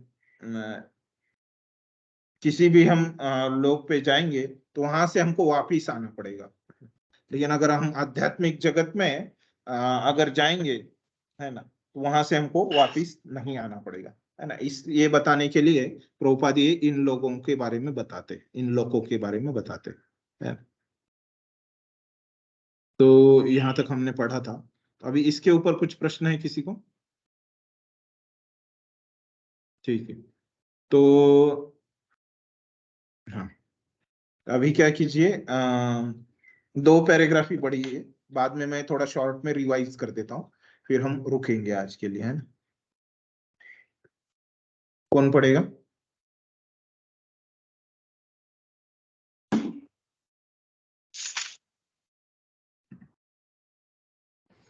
हरे कृष्णा प्रभु। हाँ, पढ़िए माता जी, पढ़िए। हाँ, हरे कृष्णा। फिर भी भगवत गीता हमें इस जगत के किसी लोक में जाने की सलाह नहीं देती, क्योंकि चाहे हम किसी यांत्रिक युक्ति से 40,000 वर्षों तक यात्रा करके सर्वोच्च लोक ब्रह्मलोक क्यों न चले जाएं, लेकिन तो भी वहां हमें जन्म, मृत्यु, जरा तथा व्याधि जैसी भौतिक असुविधाओं से मुक्ति नहीं मिल सकेगी। लेकिन जो परम लोक, कृष्ण लोक या आध्यात्मिक आकाश के किसी भी अन्य लोक में पहुंचना चाहता है, उसे वहां ये असुविधा नहीं होंगी। आध्यात्मिक आकाश में जितने भी लोक हैं, उनके गोलोक वृंदावन नामक लोक सर्वश्रेष्ठ हैं, जो भगवान श्री कृष्ण का आदि धाम है। यह सारी जानकारी भगवत गीता में दी हुई है, और इसमें उपदेश दिया गया है कि किस प्रकार हम इस भौतिक जगत को छोड़कर आध्यात्मिक आकाश में वास्तविक आनंदमय जीवन बिता सकते हैं। भगवत गीता के 15वें अध्याय में भौतिक जगत का जीता जागता चित्रण हुआ है। कहा गया है, ऊर्ध्व मूलम अधः शाखाम अश्वत्थम प्राहुर अव्ययम छंदांसी यस्य पर्णानि यस्तम वेद स वेदवित्। यहाँ पर भौतिक जगत का वर्णन उस वृक्ष के रूप में हुआ है जिसकी जड़ें ऊर्ध्वमुखी हैं और शाखाएं अधोमुखी हैं। हमें इस वृक्ष का अनुभव जिसकी जड़ें ऊर्ध्वमुखी हो इस तरह हो पाता है कि यदि कोई नदी या जलाशय के किनारे खड़ा होकर जल में वृक्षों का प्रतिबिंब देखें तो उसे सारे वृक्ष उल्टे दिखेंगे, शाखाएं नीचे की ओर और जड़ें ऊपर की ओर दिखेंगी। इसी प्रकार यह भौतिक जगत भी आध्यात्मिक जगत का प्रतिबिंब है। यह जगत वास्तविकता का प्रतिबिंब छाया मात्र है। प्रतिबिंब छाया से कोई वास्तविकता या सार नहीं होता, लेकिन प्रतिबिंब से हम यह समझ लेते हैं कि वस्तु तथा वास्तविकता है। इसी प्रकार यद्यपि मरुस्थल में जल नहीं होता, लेकिन मृग मरीचिका बताती है कि जल जैसी वस्तु होती है। भौतिक जगत में ना तो जल है ना सुख है, लेकिन आध्यात्मिक जगत में वास्तविक सुख रूपी असली जल है। भगवत गीता में 15.5 भगवान। धन्यवाद माता जी। 2 परिच्छेद हो गए, तो हाँ, तो हम चर्चा करते। तो हमने अभी देखा था कि प्रभुपाद ने अन्य अन्य लोगों के बारे में बताया है ना? तो उनका बताने के पीछे मकसद क्या था, है ना? तो उनका बताने के पीछे मकसद था कि ये ग्रहों पे भी आप जाओगे तो वहां से आपको वापिस आना पड़ेगा। तो अभी प्रभुपाद बोल रहे हैं कि मैंने इन लोगों के बारे में बताया, तो ऐसा नहीं कि इन लोगों पे आपको जाना है ना? तो वहां पे भी आप जाओगे तो आपको जन्म मृत्यु जरा व्याधि आएगी, है ना? लेकिन आप कृष्णलोक पे जाओगे, है ना, गोलोक वृंदावन में जाओगे, वो क्या है, सर्वोच्च जगह है ना?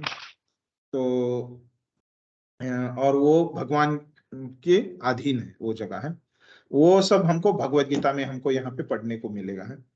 और ये भौतिक जगत के बारे में फिर बहुत बोलते हैं कि ये भौतिक जगत में भी आपको भगवत गीता में बारे में पढ़ने को मिलेगा, है ना। वो कैसे है, एकदम उल्टा है, आध्यात्मिक जगत के उल्टा है। तो वहां पे क्या है, ये भौतिक जगत में उल्टा मतलब कैसे रहता है, अगर हम पानी में देखोगे हम खुद की प्रतिक्रिया तो हमको उल्टी, हमारा सर नीचे दिखता है, पैर ऊपर दिखते। तो वैसे ही यहाँ पे ये भौतिक जगत है ना। तो वो कैसे, हम झाड़ देखोगे तो वो क्या है, ये प्रभुपाद उदाहरण देते हैं कि अगर आप पानी के तट पे रहोगे और उसमें झाड़ देखोगे तो क्या रहेगा, इसकी मूल रहेगी वो ऊपर दिखेगी, है ना, और उसकी जो शाखाएं रहेगी, है ना, वो नीचे दिखेगी। तो वैसे ही ये भौतिक जगत में सब कुछ उल्टा है। तो इसलिए हम यहाँ पे जो सुख है उसका अनुभव नहीं कर सकते। तो और एक है कि ये भौतिक जगत को अगर समझना है, वो क्या है, छाया की तरह है।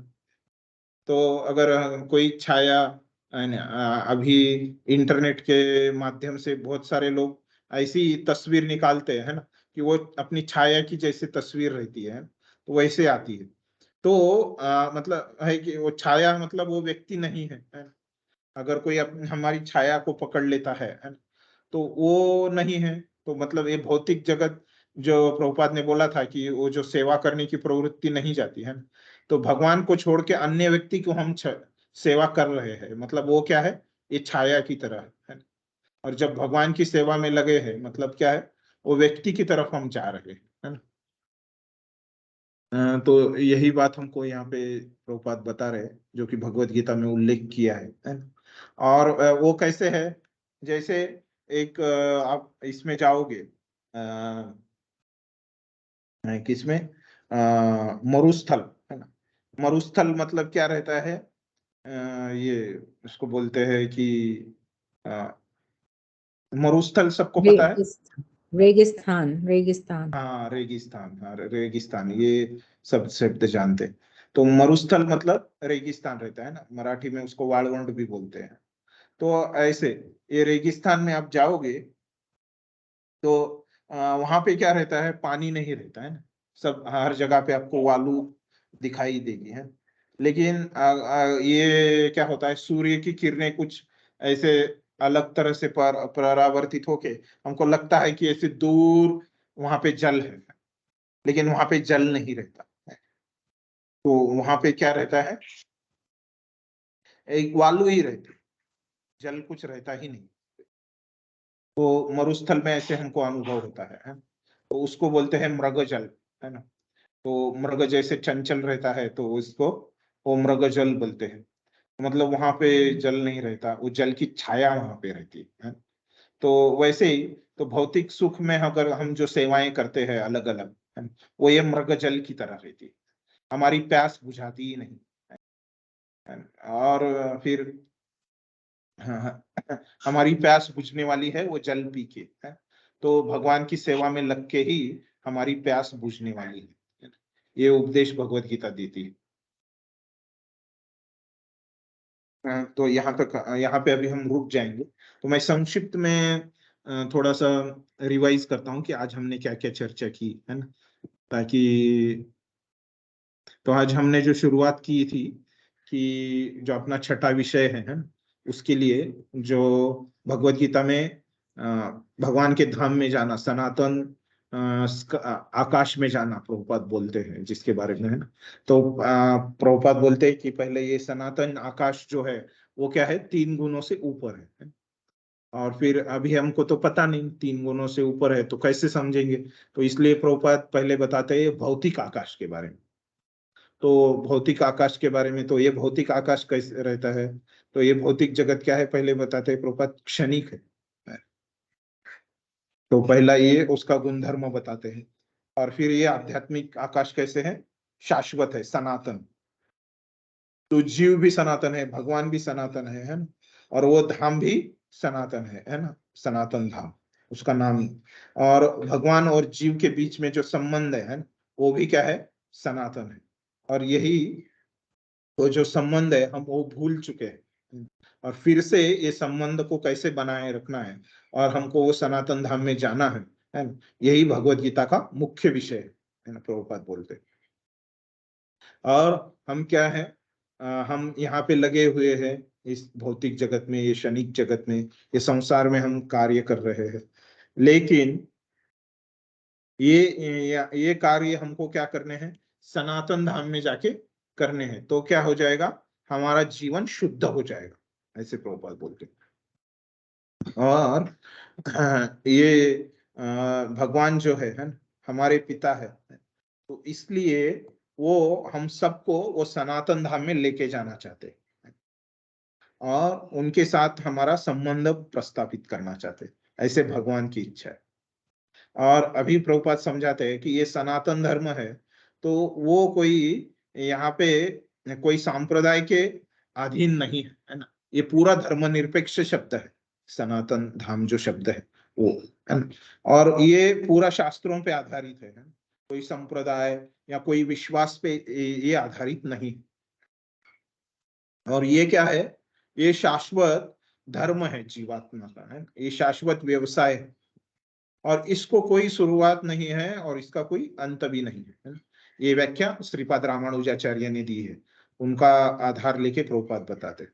फिर प्रभुपाद बोलते हैं अगर आप लोगों को ये सनातन धर्म सिखाना है ना, प्रभुपाद वहां पे अंग्रेजी लोगों बोलने वाले लोगों के सिखा रहे थे, तो इसलिए प्रभुपाद बोलते हैं अगर आपको इसका अगर अनुवाद करके बताना है तो इसका कोई कोई लेखकों ने इसका अनुवाद क्या किया है, रिलीजन किया है। लेकिन ये रिलीजन सही में अनुवाद नहीं है। तो रिलीजन मतलब क्या होता है, श्रद्धा होती है ना, जो कि बदलती है। लेकिन ये सनातन धर्म मतलब जिसकी कोई शुरुआत नहीं है और जिसका कोई अंत नहीं है, मतलब क्या है, वो बदलता नहीं है। वैसे ही और वो क्या है, शाश्वत काल के लिए शाश्वत धर्म है जीवात्मा का, और वो जीवात्मा से अलग नहीं किया जा सकता। अगर जीवात्मा वो भूल सकता है ना, जीवात्मा में वो छुपा रहा हो सकता है, लेकिन वो जीवात्मा से अलग नहीं हो सकता। वैसे कैसे, तो फिर प्रभुपाद बोलते हैं कि जीवात्मा, तो ये क्या है फिर सनातन धर्म है। तो प्रभुपाद बोलते हैं कि वो अलग नहीं किया जा सकता।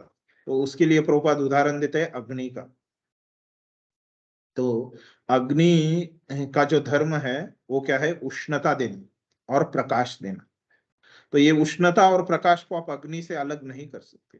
तो वैसे ही जीवात्मा का जो सेवा करने की प्रवृत्ति है ना, तो अभी वो क्या है, वो जीवात्मा का जो धर्म है, सनातन धर्म, वो क्या है, भगवान की सेवा करना है।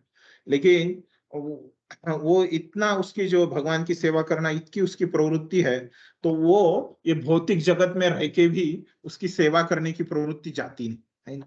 तो अलग वो किसी किसी अलग अलग वस्तुओं की सेवा करते रहता है ना। तो बहुत सारे उदाहरण देते हैं प्रभुपाद उसके लिए। तो फिर से आते हैं प्रभुपाद की असनातन धर्म के ऊपर।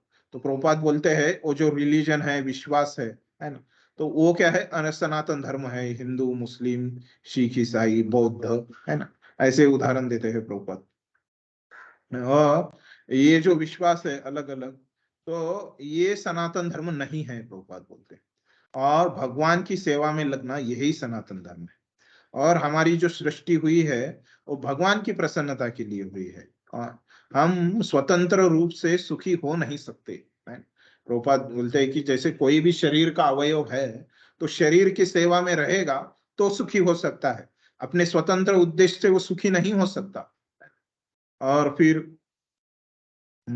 अलग अलग देवी देवताओं को खुश करके भी हम सुखी नहीं होने वाले। केवल हम कृष्ण की सेवा में लगेंगे, केवल हम भक्ति करेंगे, है ना, देवी देवताओं की किसी देवी हम भक्ति में रहेंगे, है ना। लोगों को लगता है सब कुछ एक है, ऐसे लोग बोलते हैं, नहीं है ना। हमने पहले भी ईशोपनिषद में देखा था कि सब कुछ एक नहीं है ना। हम कलकत्ता का टिकट लेके दिल्ली पहुंच नहीं सकते, है ना। प्रभुपाद उदाहरण देते हैं वहां पे, है ना। तो कलकत्ता का हमने टिकट लिया है ना। वैसे अगर हम देवी देवताओं की पूजा करेंगे तो उनके धाम जाएंगे, है ना। यहाँ पे प्रभुपाद बोलते हैं कि हम पूर्ण रूप से सुखी नहीं होंगे, है ना। देवी देवताओं का भी जीवन क्या है, सीमित है ना? वो क्षणिक नहीं होगा। उसका जो कालावधि है ना, उसका जो अवधि है वो बहुत बड़ा रहेगा। लेकिन वो देवी देवताओं भी मरते हैं, है ना, वो भी शरीर छोड़ने वाले हैं। तो भगवान ही एक है जो शरीर नहीं छोड़ते, है ना, वो शाश्वत है। तो ये सुख जो हमको मिलने वाला है वो भगवान की सेवा से मिलने वाला है, ना कि देवी देवताओं की सेवा से, है ना। वो हम कैसे समझ सकते हैं कि भगवान ही सुखी है ना। तो भगवान, आपको कोई लीला में आपने देखा है कि भगवान को टेंशन आ रहा है ना। भगवान में जो लीला करते हैं उसमें, तो भगवान हमेशा सुखी रहते हैं, है ना। तो लेकिन आप देखो देवी देवता हमेशा टेंशन में रहते हैं, है ना। तो उनको जब वो भगवान की भक्ति नहीं करते देवी देवता, है ना, तो वो उनको भी दुख आते रहता है। देवी बहुत भले ही वो शक्तिशाली है, लेकिन अगर वो भगवान की भक्ति में नहीं रहता है तो वो भी एक दूसरे को शाप देते रहते हैं और उनकी कमियां दिखाते रहते हैं, है ना? हमको उनको बोल के ऐसे अपराध नहीं करना है उनके प्रति, लेकिन कहने की बात है कि वो हमेशा सर्व समय के लिए खुश नहीं है।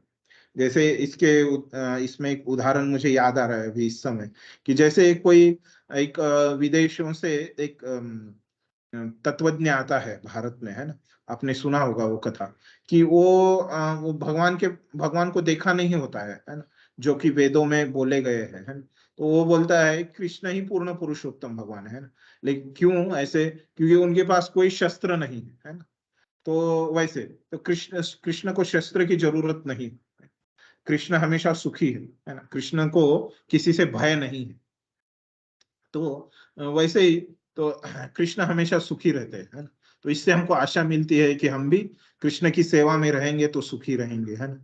और फिर भगवान का धाम के ऊपर आते हैं प्रभुपाद। वो बोलते हैं कि वो भगवान के धाम में वो कोई लाइट वगैरह नहीं लगती, बिजली नहीं लगती, सूरज चांद नहीं लगते, है ना, जैसे कि यहाँ पे लगते हैं ना। वहां पे भगवान के शरीर से प्रकाश आते रहता है। और वहां पे सब कुछ कैसे आनंद चिन्मय है, सब कुछ आनंदी है कृष्ण के लोक में, है। और अगर आप कृष्ण के लोक में जाना चाहते हो तो कृष्ण की पूजा करना पड़ेगी।